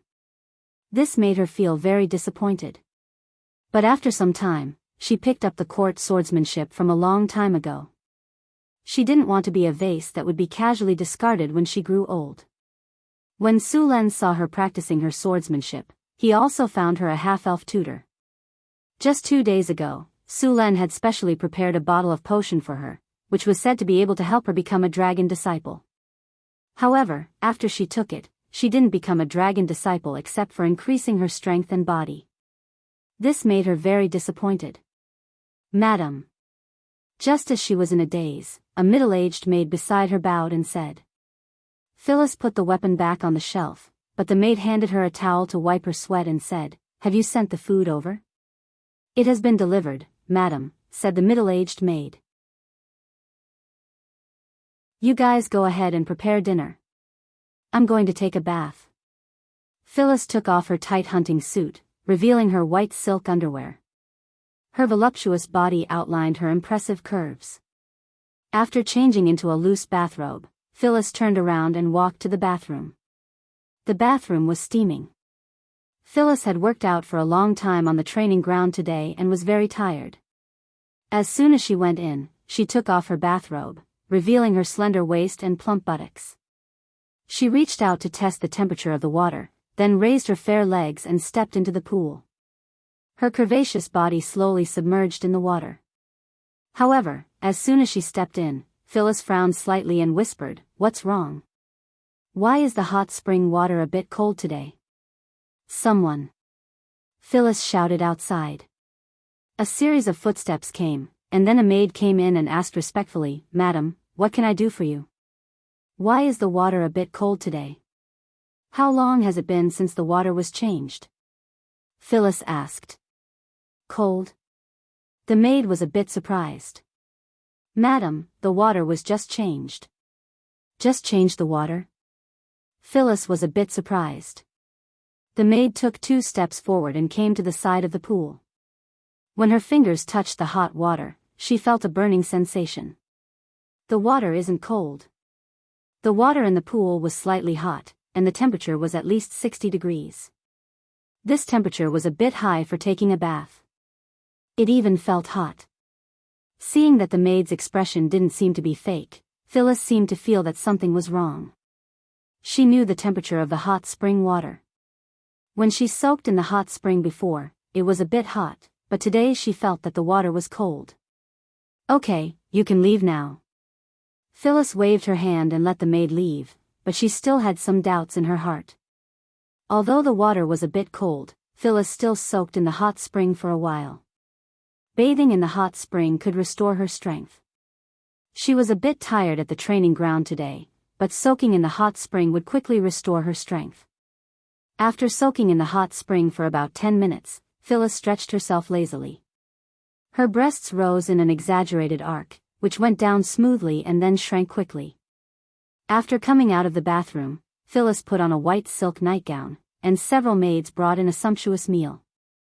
After a simple dinner, Phyllis asked the maids to take away the food, then got up and went to the study. She wanted to read for a while before resting. The next day, Su Len returned to the Lord's castle after completing the barbarian's rune inscription. Phyllis immediately came to see him. "What's wrong?" Seeing Phyllis hurrying over, Su Len asked curiously. "Su Len, there are some changes in my body," Phyllis said. Su Len was a bit surprised. "Changes? What changes?" Phyllis was a bit embarrassed. "I don't seem to be afraid of heat anymore." Su Len frowned slightly. "Not afraid of heat? Is this the awakening of the dragon warlock bloodline?" Thinking of this, Su Len hurried over to check Phyllis's pupils. When a dragon warlock awakened their bloodline, their pupils would become different from that of a human. They would be closer to the pupils of a dragon. After careful observation, Su Len found that there were no changes in Phyllis's pupils. "Come with me." After finding no changes, Su Len did not give up. Instead, he led Phyllis to a room. Su Len opened the system panel and found Phyllis's information.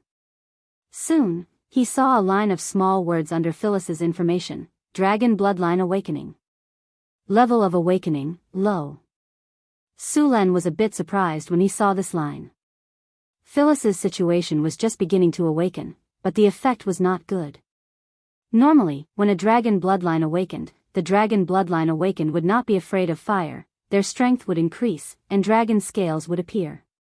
However, Phyllis only had the ability to not be afraid of heat, which was a far cry from a warlock's awakening. "Take off your clothes," Sulen said to Phyllis as they entered the room. "Ah." Phyllis was a little surprised. Then, her pretty face flushed red. "Sulen. It's still daytime. Is it okay to do it at night? What are you thinking?" Sulen rolled his eyes at her.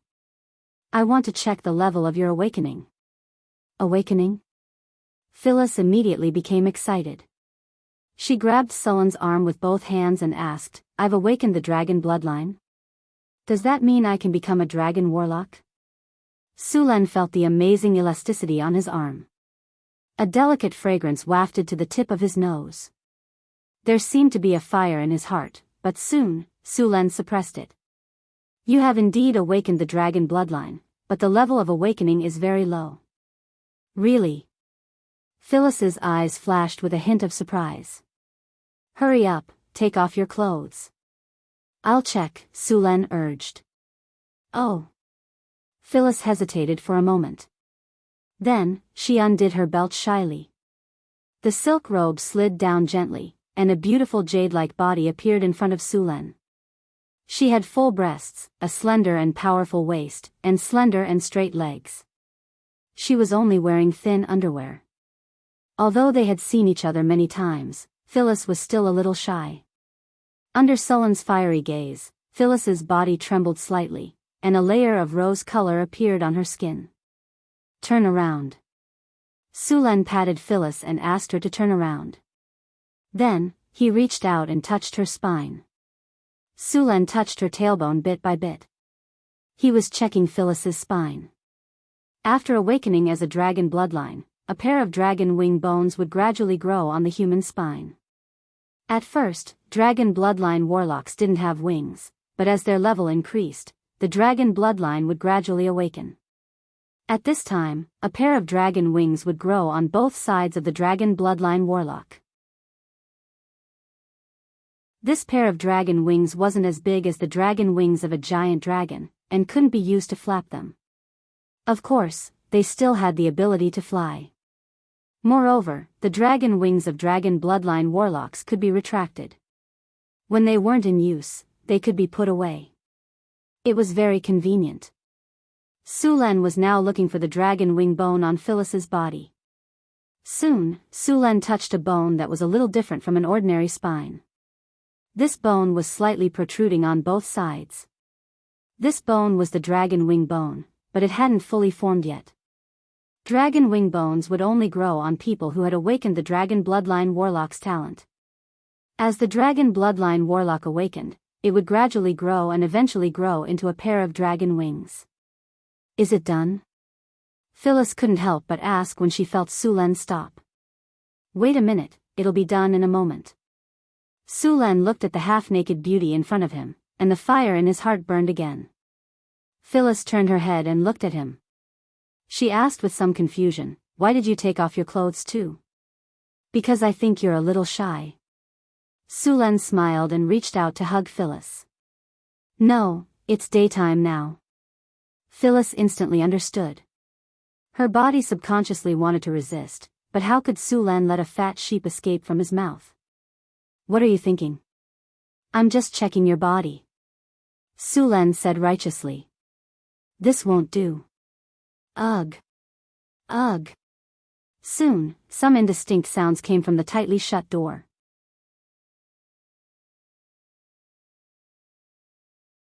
Chapter 381. Are you saying that my awakening of the dragon bloodline is poor? Phyllis asked as she lay in Sulen's arms. Yes. Although you've awakened your dragon bloodline, the degree of awakening is very low, and your talent is not high either, Sulen said as he played with the smooth skin in his hand. Then can I become a dragon bloodline warlock? Phyllis asked worriedly. Sulen smiled. As long as I'm here, no matter how poor your talent is, you can still become a dragon bloodline warlock. It's not impossible for you to become a legendary warlock. Really? Phyllis asked in surprise. Of course. The two of them stayed in bed for a while before getting up again. After a simple meal, Sulen brought Phyllis to the lab in the wizard tower. Although Phyllis's talent was very poor, it was not impossible to change it. The talent of a warlock was different from that of a wizard or a druid. A warlock's talent depended on the concentration of their bloodline. The easiest way to improve a warlock's talent was to increase the concentration of their bloodline. Sulen had a few bottles of Dragon Heart Potion that could slightly increase the concentration of the bloodline. In addition, he also purified half a bottle of dragon blood. Although half a bottle of dragon blood was not enough for a person to awaken their dragon bloodline, it could still be used to increase the concentration of the bloodline. When they came to the lab, Sulen took out another bottle of Dragon Heart Potion and gave it to Phyllis. After taking the potion, the dragon bloodline aura in Phyllis's body increased slightly. At the same time, her strength and vitality also increased a little. Next, Sulen opened the bloodline magic circle in the lab. Light blue elemental energy slowly poured into it, and soon the whole circle lit up. Take off your clothes and lie down, Sulen said to Phyllis. Okay. Phyllis obediently took off her clothes again and lay down in the center of the circle. Next, Sulen took out a delicate crystal bottle, which contained more than half a bottle of bright red blood. This blood was the dragon blood he had purified before. Sulen opened the crystal bottle and felt around Phyllis's spine. Phyllis felt a burning pain, and her body trembled slightly. Dragon blood was highly corrosive. According to the bards, bathing in dragon blood could make one invulnerable and strong, which made one's body very strong. There was some truth in this saying. However, the premise was that one's constitution was high enough to withstand the corrosion of the dragon blood. Moreover, in addition to its corrosiveness, the blood of the red dragon was like magma. Under normal circumstances, directly bathing in dragon blood would cause severe burns to a large extent. Although the blood of the white dragon would not burn, it would freeze people into ice. Hiss. Phyllis's body trembled slightly, and her muscles tightened. Obviously, she was in great pain. Bear with it, it will be over soon. Sulen looked at Phyllis, who was biting her lips so hard that they were about to bleed. Phyllis nodded with some difficulty. As long as I can become a dragon disciple, I can endure any pain. Yes. Looking at Phyllis's expression, Sulen nodded slightly. The bloodline transformation circle was not difficult, and Sulen did not have a hard time operating it. Sulen put the crystal bottle that contained the dragon blood on the experiment table, and then took out some magic gem powder. With a snap of his fingers, a light flashed, and the powder instantly emitted a colorful light. Then, like a colorful ribbon, it flew up. Sulen's finger gently moved, and the ribbon quickly moved along with his finger. At this time, the dragon blood in the crystal bottle was also drawn out by a strange force. Strands of bright red dragon blood slowly extended from Phyllis's spine in the direction of Sulen's finger. The ribbon and the dragon blood quickly merged. Before she knew it, her entire spine was covered by the dragon blood. The dragon blood was the product of Sulen's purification. The dragon blood did not belong to a black dragon or a green dragon, but was similar to the color of the dragon blood in its initial state. Sulen's expression was very serious, and his eyes were sharp. His fingers moved quickly, and runes that seemed to contain mysterious power quickly formed in his hand. When the last rune was completed, Sulen picked up a magic staff and softly chanted. The surrounding elemental energy quickly gathered and formed a frightening magic wave. The last light flashed. Sulen gently pointed, and a huge amount of energy instantly poured into Phyllis's spine. Whoosh! A large amount of elemental energy poured into the laboratory and formed a slight elemental vortex. There was even an elemental siphoning phenomenon in the surroundings. The huge amount of energy in the elemental pool quickly poured out. Dragon blood baptism. Runes rose from the magic circle. These runes emitted a dazzling light and quickly merged with Phyllis's body. These runes carried a powerful force and quickly merged with the dragon blood. Then, they completely merged with Phyllis's body. Phyllis's body trembled slightly. Her eyes became blurred, and her body trembled slightly. After the burning and corrosive sensation disappeared, strands of scorching energy emitted from her spine and quickly circulated throughout her body. As this energy circulated, Phyllis's body was also rapidly changing. The power of the bloodline in her body was also rapidly increasing. As the energy continued to circulate, Phyllis's body became stronger little by little. Sulen was slightly relieved. A sense of fatigue came over him. Although the dragon blood baptism was not difficult, it consumed a lot of energy. Alright, the ritual is completed. You can get up now. Sulen snapped his fingers and cut off the energy supply of the runic circle. The whole runic circle slowly dimmed. Done? Phyllis was a little stunned. Then, she got up and put on her clothes under Sulen's urging. Your body should be very strong now. The dragon blood baptism just now can strengthen your bloodline. You can feel the changes in yourself, Sulen said with a smile. I feel my body is full of energy. Phyllis said excitedly as she clenched her fist. This is just one of the changes. Sulen said affirmatively, the potential of a dragon bloodline warlock is quite amazing, especially a warlock with a strong bloodline like yours. If you can fully utilize it, it won't be difficult for you to advance to the legendary rank. Dragon bloodline warlocks were very powerful. They were born with great strength. After awakening their dragon bloodline, they would have dragon scales, dragon ability, dragon breath, dragon's constitution, dragon wings, and half-dragon transformation. In the beginning, dragon scales were only equivalent to leather armor. However, as dragon bloodline warlocks continued to advance, the defensive effect of dragon scales would continue to strengthen. In the end, dragon scales' defensive power would surpass that of plate armor, and it would also have a certain degree of magic resistance. Dragon ability allowed dragon bloodline warlocks to have strength comparable to legendary warriors. They could completely rely on strength to fight. Needless to say, dragon breath was a kind of power similar to dragon breath.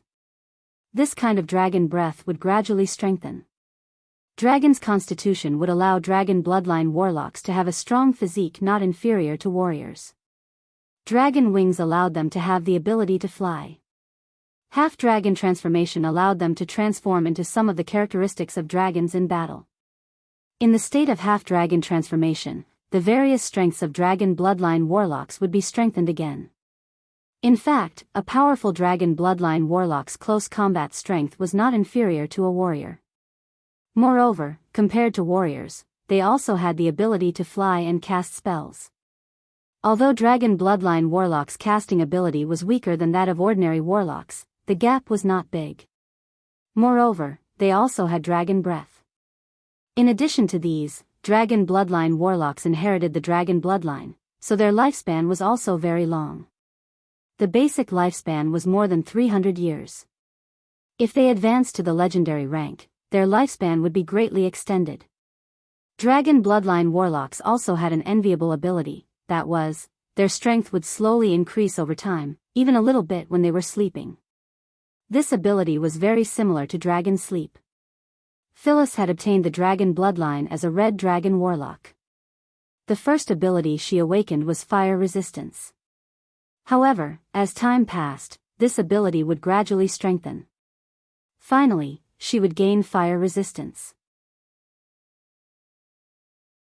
After Sulen performed the dragon blood baptism on her, Phyllis awakened dragon ability. Her physical strength had been strengthened. Now, her strength attribute had directly increased by 3 points. If strength increased by 3 points every time she advanced, then Phyllis's strength would increase by at least 15 points.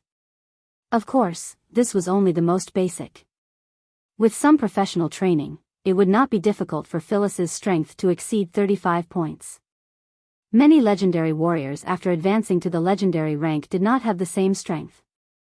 Okay, now go to the training ground to test your ability, Su Len said after watching Phyllis move her body for a while. Okay, I still can't control the sudden increase in strength. Phyllis nodded. She had not yet adapted to the sudden increase in strength. Su Len took Phyllis to the 5th floor of the Wizard Tower. This floor was the training ground of the Wizard Tower. There were a total of 30 training grounds here. They used the space expansion technique to expand the space. These training grounds were blessed with various protective spells and were divided into levels.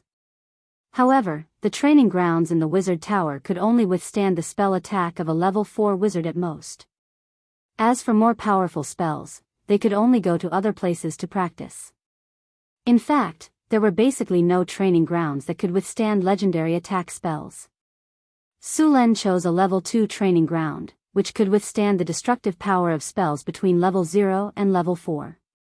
Phyllis had just become a dragon bloodline warlock. Although her strength had increased greatly, according to the destructive power, it was not at the level of a level 4 spell, so she could use all her strength. Catch! Su Len took out a long sword and handed it to her. Now that your strength has increased greatly, you can try swordsmanship first. Then, get used to it as soon as possible. Phyllis nodded and took the long sword. As soon as the long sword was in her hand, she could acutely feel that the weapon was much lighter. In fact, it was not the weapon that was lighter, but her strength had increased. Phyllis had learned palace swordsmanship before, so she began to practice it as soon as she got the weapon.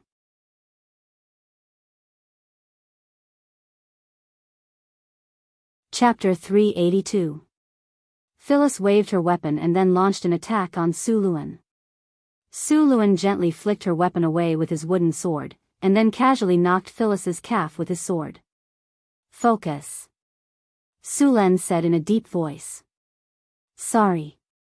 Phyllis quickly got up, picked up her weapon, and got into a fighting stance. Ha! Phyllis once again waved her weapon at Su Len, but of course, she was easily defeated by Su Len. After a while of sparring, Su Len had a rough idea of Phyllis's strength.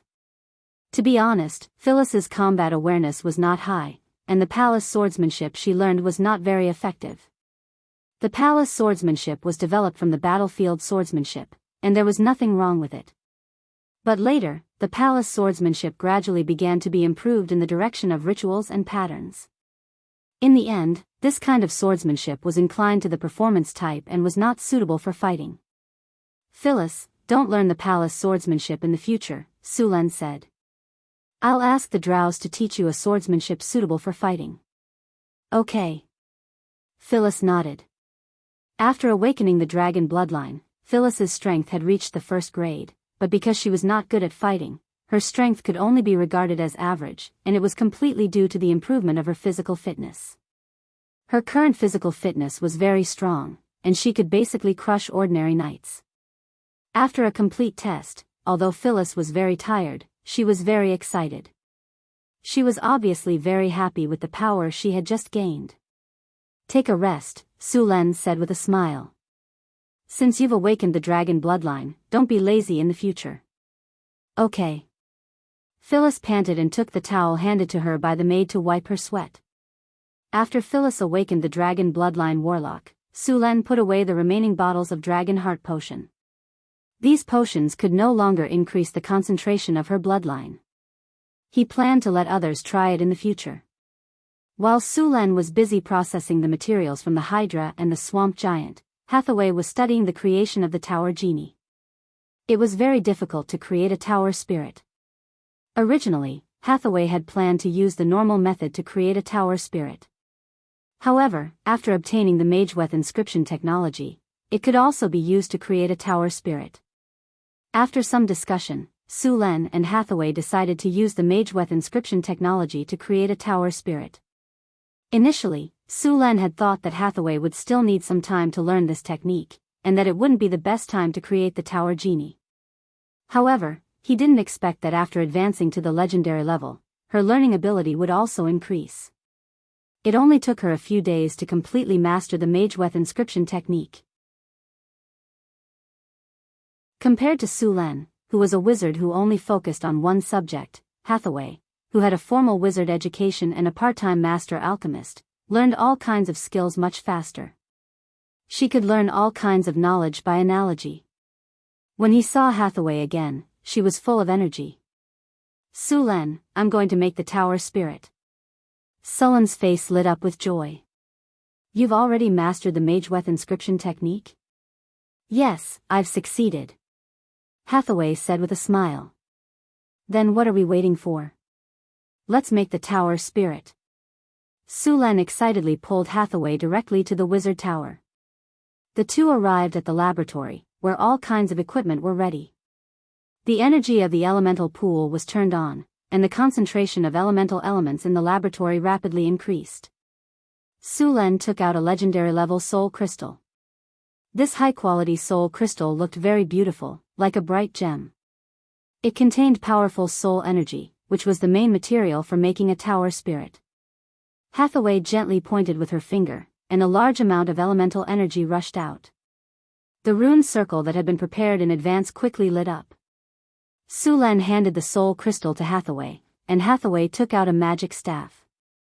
Then, she gently pointed at the soul crystal, and the purple soul crystal floated in midair. A chant was heard, and Hathaway summoned a ball of elemental fire that kept jumping. This elemental fire was a power that only a master alchemist could control. The blue elemental fire seemed to have no temperature, but it was actually very hot. She took out a piece of mithril and threw it into the elemental fire. Soon, the mithril melted into a silvery white liquid.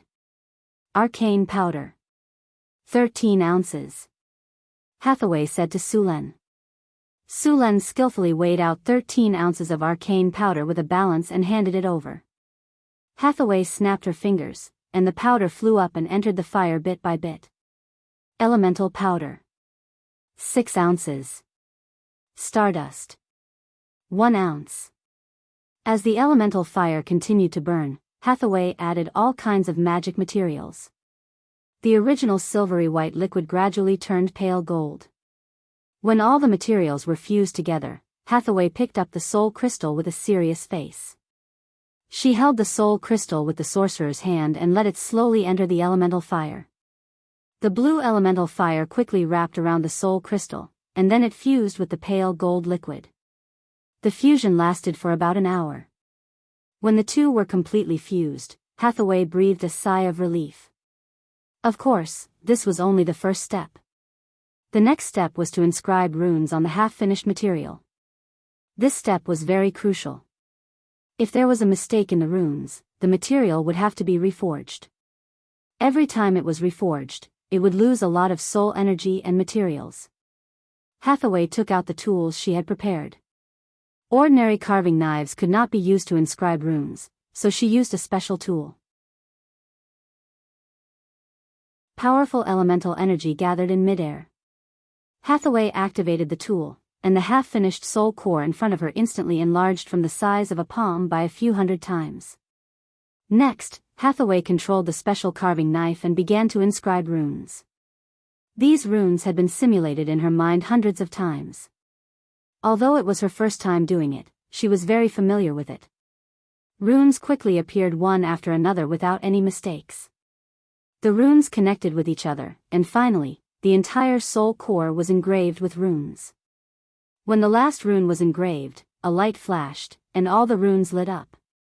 Finally, they connected into one. Soul control. Hathaway snapped her fingers, and powerful magic waves emanated from her body. In the next second, a stream of soul energy was extracted from the soul core. Traces of vague whispers appeared in the laboratory, and the negative energy in the surroundings began to gather. If someone was here, they would clearly feel that the place had suddenly become gloomy. A huge amount of soul energy appeared. Although this soul energy had lost its consciousness, it quickly began to struggle and wanted to escape. Soul shackle. A pale golden chain suddenly appeared and directly entangled all the soul energy. The soul energy, which was still moving, immediately became obedient. Sulen lit up the ghostwood that he had prepared earlier. The ghostwood was a type of magical plant that grew in graveyards and other places with dense negative energy. It was usually used to make concentrating incense, which could increase the efficiency of a wizard's meditation. It could also protect and calm the soul. With the appearance of the smoke, the soul energy seemed to have become more solid. Soul construct. Hathaway softly chanted, and a purple light merged with the soul shadow. The soul shadow also began to undergo various changes. Hathaway continued to repair the soul energy. Soul weave. Rays of light flashed, and as time went by, the soul energy gradually became the appearance that Hathaway wanted. There were many types of tower spirits, from the combat tower spirits to the auxiliary tower spirits, to the dual-purpose tower spirits, and so on. Generally, wizard towers used auxiliary tower spirits or dual-purpose tower spirits. The tower spirits used in floating cities were large and comprehensive tower spirits. A floating city's tower spirit would be composed of many auxiliary tower spirits and combat tower spirits. Sullen's wizard tower naturally did not need so many tower spirits. The tower spirit that Hathaway made this time was a dual-purpose tower spirit. Because of the use of Mageweth inscription technology, the tower spirit made by Hathaway had a powerful computing ability, much stronger than the average tower spirit. The current world's tower spirit technology was only upgraded from the early tower spirit technology of the Arcane Empire era.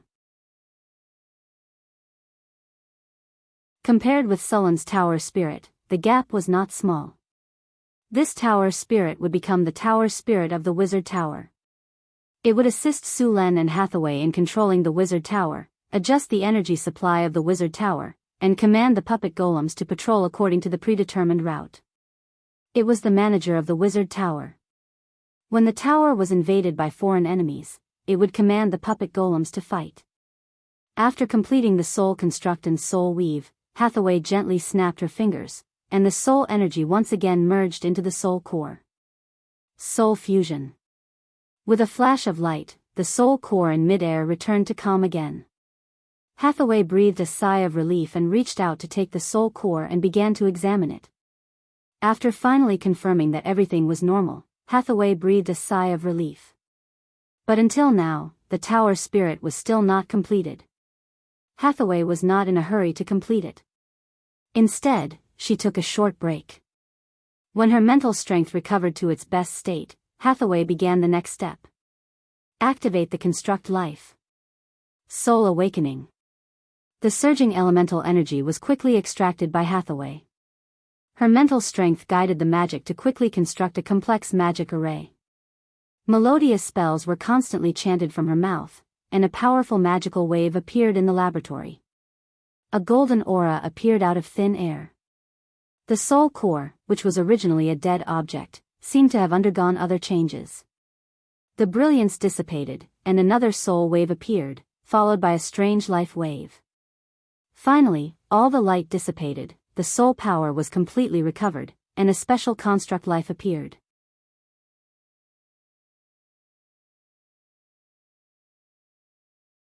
Chapter 383. Tower spirits were not simple magic creations. They were a special kind of life form. They were very similar to elemental creatures, but they were different from elemental creatures. According to the template of society in his previous life, tower spirits should be a high-level artificial intelligence. Master. A cold mechanical voice sounded. From today onwards, your name is Milky Way. Sulen gave the new tower spirit a name.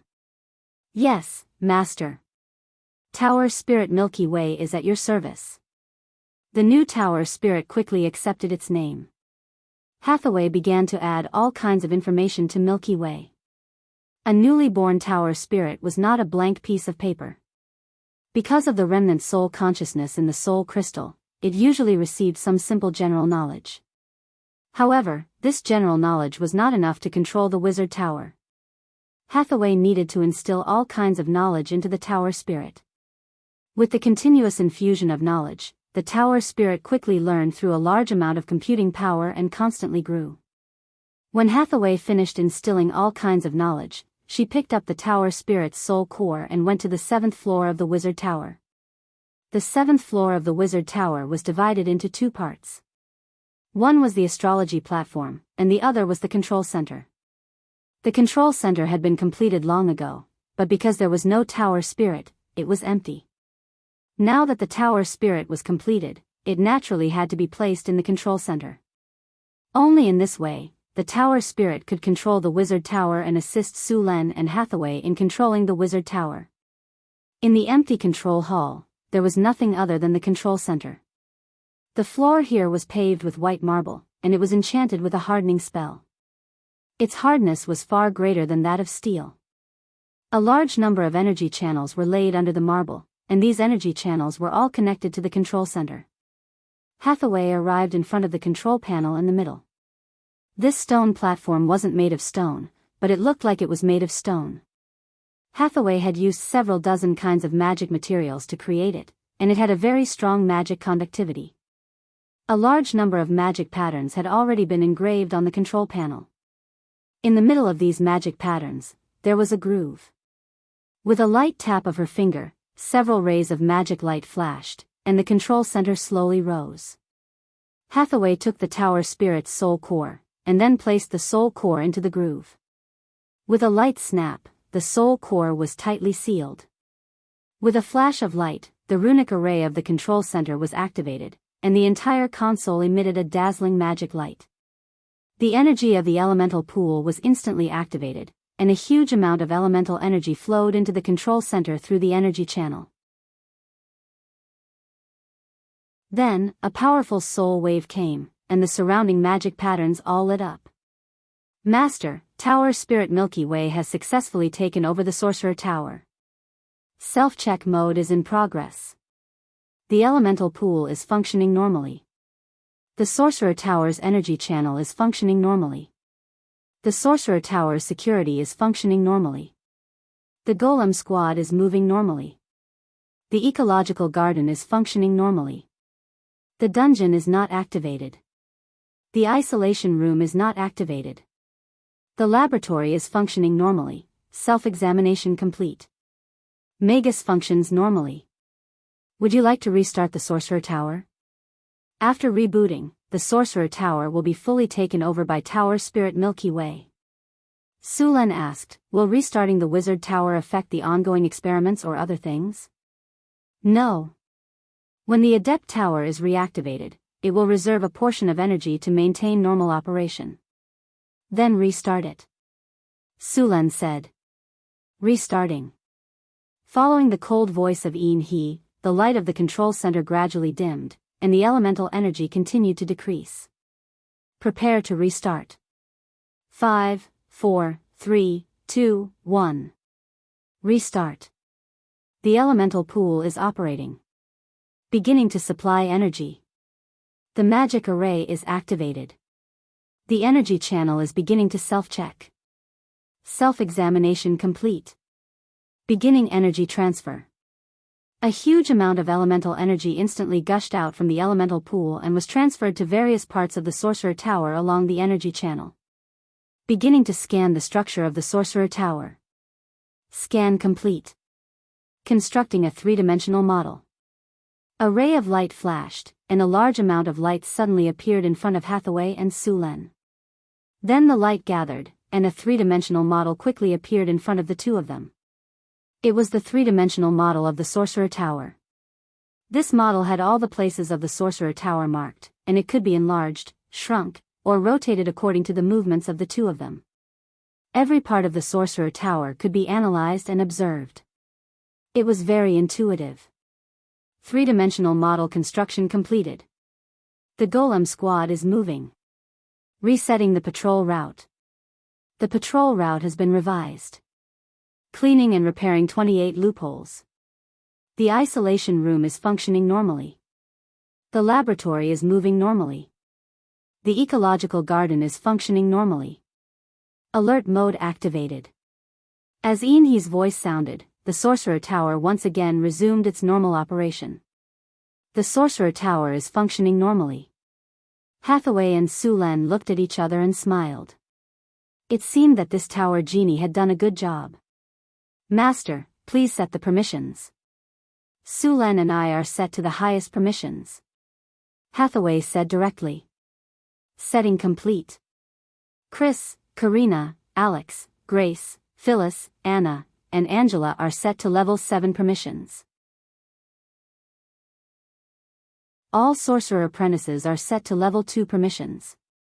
Sorcerer Lorraine and Sorcerer Andre are set to level 4 permissions. Permissions setting complete. As a ray of light rose, the various permissions were divided. As the Tower Genie took over the Sorcerer Tower, Su Len and Lei Lin had full control of the Sorcerer Tower. Yin He, activate the three-dimensional model of the Sorcerer Tower. Scan the energy channels and the surrounding ley line network. Hathaway stood in the middle of the hall and said. Along with a faint golden light, a ring of light suddenly appeared in the control center. The ring of light paused for a few seconds, and in the next second, the ring of light rapidly expanded. In just a moment, it turned into a ray of light that could not be seen by the naked eye and spread out. The light quickly scanned the Sorcerer Tower, and then Yin He's cold mechanical voice sounded again. Model activated. The model of the Sorcerer Tower appeared in front of Su Len. Hathaway gently waved her hand, and the model of the Sorcerer Tower was instantly divided into a dozen different areas. Hathaway marked out some of the areas, and then slowly said, begin calculating the energy transmission efficiency of the Sorcerer Tower. Establishing mission. Mission established. Data collection complete. Beginning calculation. The light flashed, and Yin He began to calculate quickly. Starting from the elemental pool, the magic rune marks in every position of the Sorcerer Tower began to appear, and they were constantly combined in the three-dimensional model. After a few minutes, the light disappeared. Calculation complete. The current energy transmission efficiency of the Sorcerer Tower is 63%. Recommend Master to optimize the internal structure. Yin He's cold voice sounded. Optimize. Yin He's cold mechanical voice sounded again. Begin optimizing the internal structure of the Sorcerer Tower. Calculation in progress. Optimization complete. Generating three-dimensional model. Model completed. Optimization plan generated. Add an energy hub in the energy transmission channel in the basement. Modify the energy hearing route in the hall on the first floor. Add more magic rune engravings on the magic rune nodes on the third floor, and add 3 energy transformation hubs on the 5th floor. Estimated consumption, 35 units of magic crystals, 20 magic gems, 12 ounces of arcane dust, stardust. After optimization, the Sorcerer Tower's energy efficiency will be increased by 17.6%, and daily energy consumption will be reduced by 12%. Seeing the new optimization plan, Hathaway nodded. Record the optimization plan. With the help of the Tower Genie, the management of the Sorcerer Tower was a lot easier. Su Len and Hathaway were relieved. Next, they needed to start optimizing the Sorcerer Tower according to the modification plan of the Tower Genie. Other than optimizing the Sorcerer Tower, Sullen's Sorcerer Tower still had a lot of things to build. For example, the Sorcerer Tower's attack system and the Sorcerer Tower's defense system. These two facilities were very important. Normally, a Sorcerer Tower needed to be protected by the Sorcerer Tower. The Sorcerer Tower was a special magic technique. It was weaved with magic energy. It was a powerful enchantment that covered a large area. It had a simple consciousness. The Sorcerer Tower could also record all kinds of spells and store magic energy. At the same time, those who had access to the Sorcerer Tower could use all kinds of power within the Sorcerer Tower. It could be said that with the Sorcerer Tower, one's combat power within the Sorcerer Tower would be doubled. The Sorcerer Tower could not only record spells, but it also had the ability to suppress magic. The spells recorded in the Sorcerer Tower could be changed. The Sorcerer Tower's ability to suppress magic was much more limited than Sullen's Sorcerer Tower. It could only suppress a single series or type of spell. It was not easy to build a large Sorcerer Tower. The cost of such a Sorcerer Tower was very high, and Su Len did not have the craftsmanship to make the Sorcerer Tower. The Sorcerer Tower was highly confidential. Su Len did not have enough money to build such a thing, so he planned to build a magic enchantment for the Sorcerer Tower first. In addition to the Sorcerer Tower also needed an attack system. This attack system was not to deal with the golem puppets, but it was a trump card. For example, the Sorcerer Particle Railgun, the Sorcerer Crystal Pulse Railgun, and many other powerful weapons. For example, the Sorcerer Particle Railgun. This thing's attack power was very exaggerated. Even if a legendary sorcerer was hit, he would not be able to escape. If the Sorcerer Tower was hit, he would die on the spot. This kind of powerful weapon had existed since the era of the Arcane Empire. After the Arcane Empire's era, this technology had been improved many times and became even more powerful. The sorcerers were now using the improved technology, but it was rarely used. However, although this kind of weapon was very powerful, it was not suitable to be equipped because this kind of weapon consumed too much energy. A Sorcerer Particle Railgun required a variety of materials. Mithril was only a part of it. There were more than a dozen other materials. It was not easy to build, and this kind of technology needed to be supplemented.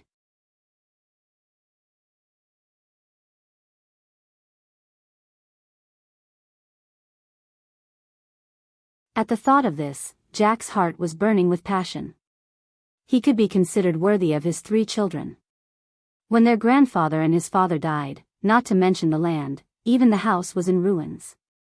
The inheritance that he left for them was already much better than his father's. When Jack returned home, he found that Hansen's family, who used to live in the same yard, had moved away.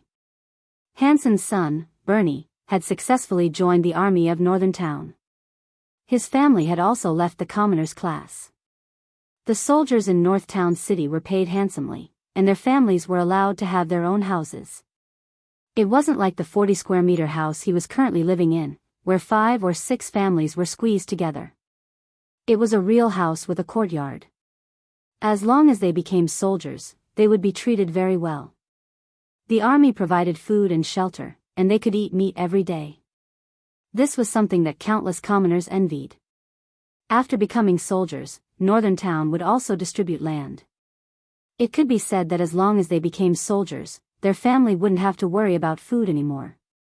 However, it wasn't easy to become a soldier. Every day, they had to undergo cruel training. If they were eliminated during training, they could only become a militia. The treatment of a militia was far worse than that of a soldier. Jack once wanted to join the army, but he gave up after trying. People died in war. His son wanted to join the army, but Jack didn't agree. Now, he just wanted to live a stable life and make his family better little by little. Northern Town was under construction every day. Although many places were completed, there were still a lot of empty spaces in the city. These empty spaces would naturally be used for construction in the future. The most important thing in Northern Town now was to prepare for the Lord's founding celebration. The entire Northern Town was busy preparing for this. For the celebration, every street in the city had to be cleaned. Trees and flowers were planted on both sides of the road. The city was decorated with beautiful flowers. Perhaps Northern Town wasn't as prosperous as the cities in the Southern Alliance, nor was it as populous as the capital of Florence. However, anyone who came here first felt that everything was solemn and neat. Everything was in order. The refugees from various countries quickly got used to the order of the city. They accepted their new life and quickly integrated into it. In just over 2 years, such a magnificent city had appeared in the northern wasteland. The sea breeze from the eastern sea brought enough rain to the northern wasteland. Many caravans from the Kingdom of Florence came to Northern Town along the road to the northern wasteland. Carts of goods were transported to the warehouse by laborers.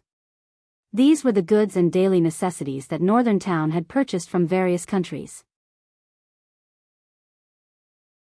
For example, cloth, oil, slaves, spices, salt, preserved fruits, and enchanted materials. The number of slaves purchased by the Northern Town City had never decreased. The slave trade used to be the Northern Town City's biggest business. The Northern Town City would purchase around 2,000 slaves every month, so the population of the Northern Town City had been growing rapidly. Northern Town also produced salt, but the output was average. The salt produced here was rock salt. It had a high content of impurities, so it needed to be filtered. Salt production also required a lot of people. It couldn't compare to the big salt lakes in other places. Therefore, the salt mines didn't expand their production. Dark clouds came from the southeast. It could be foreseen that a heavy rain was about to hit. Many merchants were busy packing up. The carriages were stored in special garages. The horses were also driven into the stables. The coolies and porters were shouting to speed up the transportation of goods. The weather in June was unpredictable. They knew that a storm would come and go as it wished. The merchants moved their goods to their shops. However, the tavern 2 streets away was still very lively. Because of the prosperous trade in the northern wasteland, many mercenaries came here with caravans every year. At the same time, many adventurers used the tavern as a base to explore the northern wasteland. Many adventurers and mercenaries liked to squander the money they earned in a short period of time. Taverns were built one after another in northern town. At the same time, some seafood merchants with a keen sense of smell came here to sell abalone. Although the drinks and food in northern town were good, the ratio of men to women in the city was a bit imbalanced. The ratio of men to women in the city was about 6-4. This was mainly because Sulen didn't buy female slaves when he first bought slaves. Although he later plundered a lot of people in the northern wasteland and his territory became more populated and alleviated the problem of the ratio of men to women to a certain extent, the number of seafood merchants in the taverns decreased. Mercenaries and adventurers were willing to spend money. This phenomenon lasted for a month or two. Many seafood merchants heard the news and came to northern town. Sulen didn't stop this situation. After all, these seafood merchants maintained the stability of the society to a certain extent. Otherwise, those mercenaries and adventurers who were bored out of their minds might not take the risk. There were many civilians in northern town. Some of these civilians were craftsmen. After hearing that northern town was rich, they came to live here. These civilians rarely left after coming here. This was because they only needed to spend a little money to obtain land here. Moreover, life in northern town was stable. There weren't many exorbitant taxes, so they didn't have to worry about the nobles seizing their property. Compared to other cities, this place was like heaven. A caravan slowly approached the city gate. The tax officer who was already at the gate walked over quickly with 2 soldiers. "Where are you from? What kind of goods are you selling? You have to pay 10% tax to trade here. Also, all goods are not allowed to be traded outside. You have to go to the trading market in the city." The tax officer walked up and said. Soon, a man dressed like a manager of the caravan came to negotiate with the tax officer. The tax officer recorded the information while checking the goods for contraband. After a while, the tax officer finished checking and took out a special piece of paper to record the goods. After confirming the goods, the tax officer asked the merchant to sign. After completing the transaction, the tax officer would give the merchant a token. This was the certificate of permission to trade. Only those who had the token could trade in northern town. Soon, the tax officer finished recording and left. It was going to rain soon. Although he was a tax officer, he didn't collect taxes. He was only responsible for recording the goods of the caravan. He would only collect taxes when the caravan entered the market. The caravan moved forward again. At this time, a few cloaked figures left the caravan. They nodded at the manager of the caravan and gently knocked on the belly of their horses.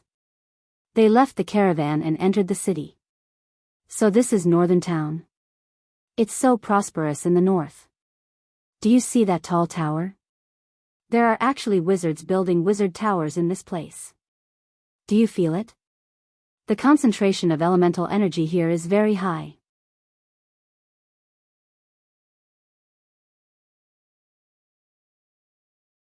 Chapter 385. Yes, the elemental concentration here is at least twice as high as the outside world. Another old voice sounded. It seems that the Lord of Northern City isn't as simple as we thought. The older man glanced around and said, "This place is indeed different from what we imagined. We've seen many cities before, and we know what they look like. The first impression I got from this city is that it's clean, and then it's orderly. Along the way, whether it's Cult City, Coldwinter City, Monster City, or Port Tylon, you can smell the stench from afar. The terrible traffic and chaotic order. I really don't understand how the nobles manage the cities, and the streets are full of poor people in ragged clothes.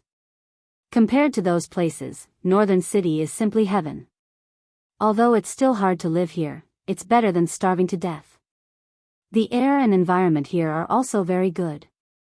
I can't imagine that this place was a wasteland 2 years ago. Along the way, they saw the poverty and filth under the appearance of prosperity in various countries. During those times of chaos and poverty, this place was orderly, and the lives of the commoners were very good. Let's go to the tavern to collect some information. At the same time, in a corner of the city gate, a few figures noticed the 2 men who had left the caravan. One of them said, "Boss, who's here this time? Do we need to report it? It's closest to Northern City, and there are all kinds of people here." Under the dim light, the drow quickly recorded some information and said. Another drow looked for a while and said, "2 wizards, record it and report it later. Let people pay attention to it, but don't pay too much attention. They won't break the rules casually." Under normal circumstances, wizards rarely intervened in mortal affairs. This had always been a matter of convention. Most of the time, wizards wouldn't even take the initiative to expose themselves to society. They were also known as the mysterious ones among the commoners.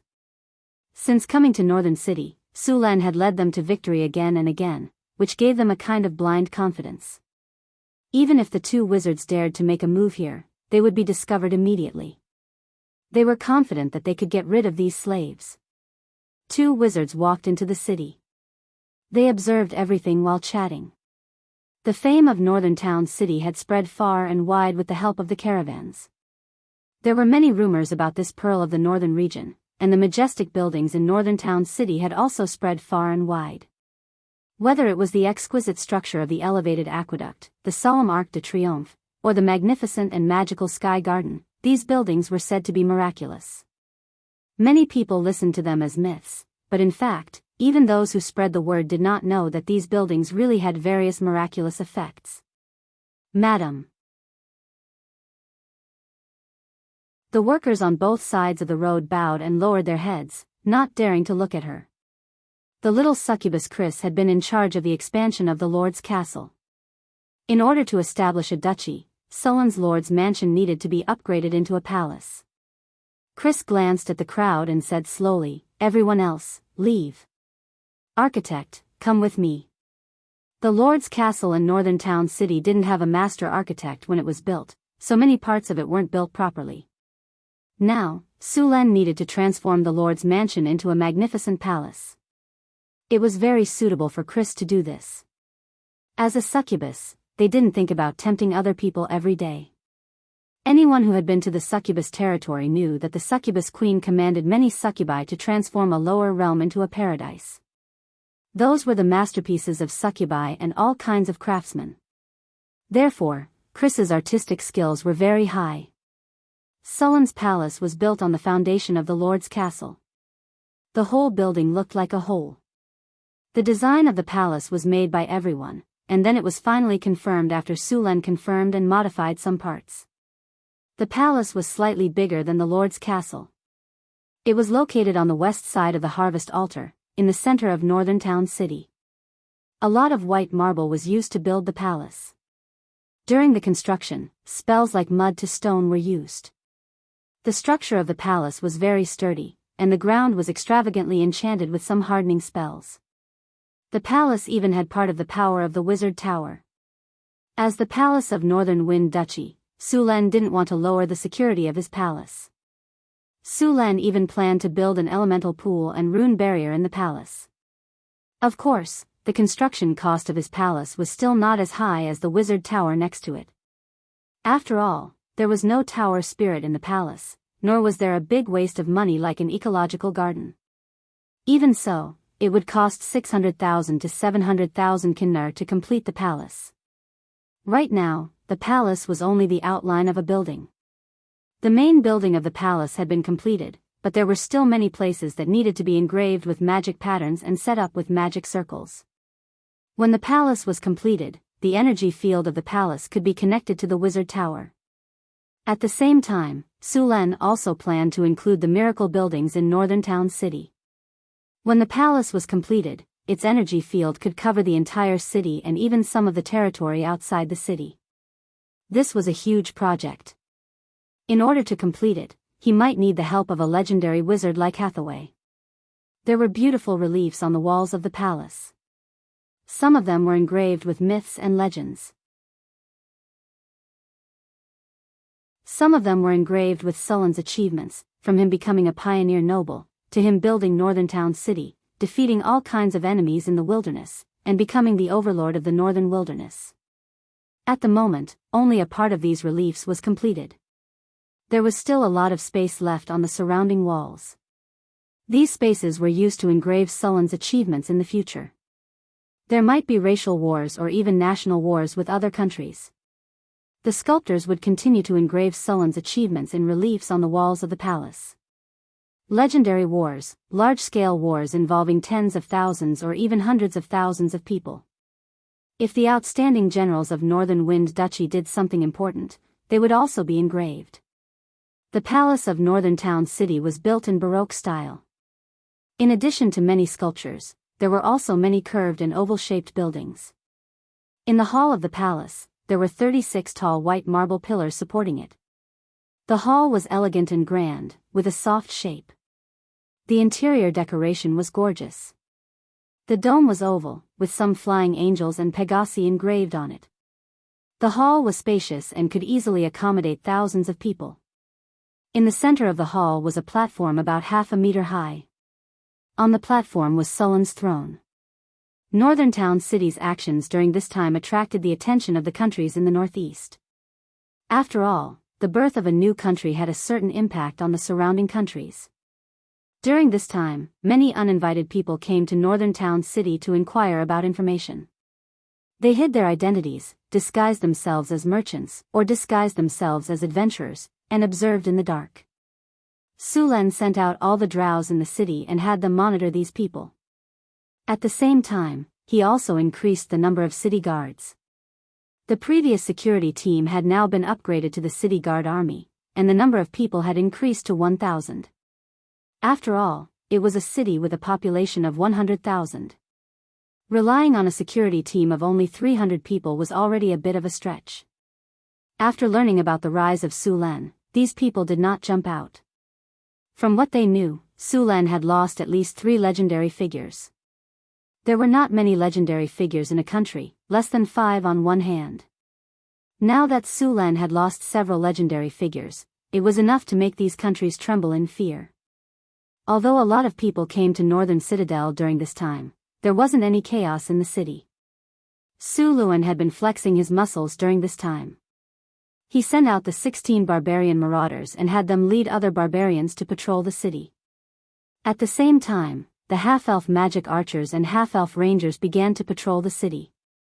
The appearance of so many Tier 3 and Tier 4 experts caused many people to be shocked. Such a powerful combat force was something that many kingdoms could not compare to. The entire Northern Town City was astonishingly calm. In the blink of an eye, a week had passed. When the palace in Northern Town City was completed, the founding ceremony of Northern Wind Principality was about to begin. The entire Northern Town City was in a state of nervous preparation. Countless gazes were focused on the city. The army of Northern Town City also distributed new military uniforms. In the past, Northern Town City did not have any military uniforms. Because of the founding ceremony, Sulen had ordered uniforms for the army of Northern Town City. Many civilians of Northern Town City had changed into their new uniforms. The workers of Northern Town City had also prepared all kinds of uniforms.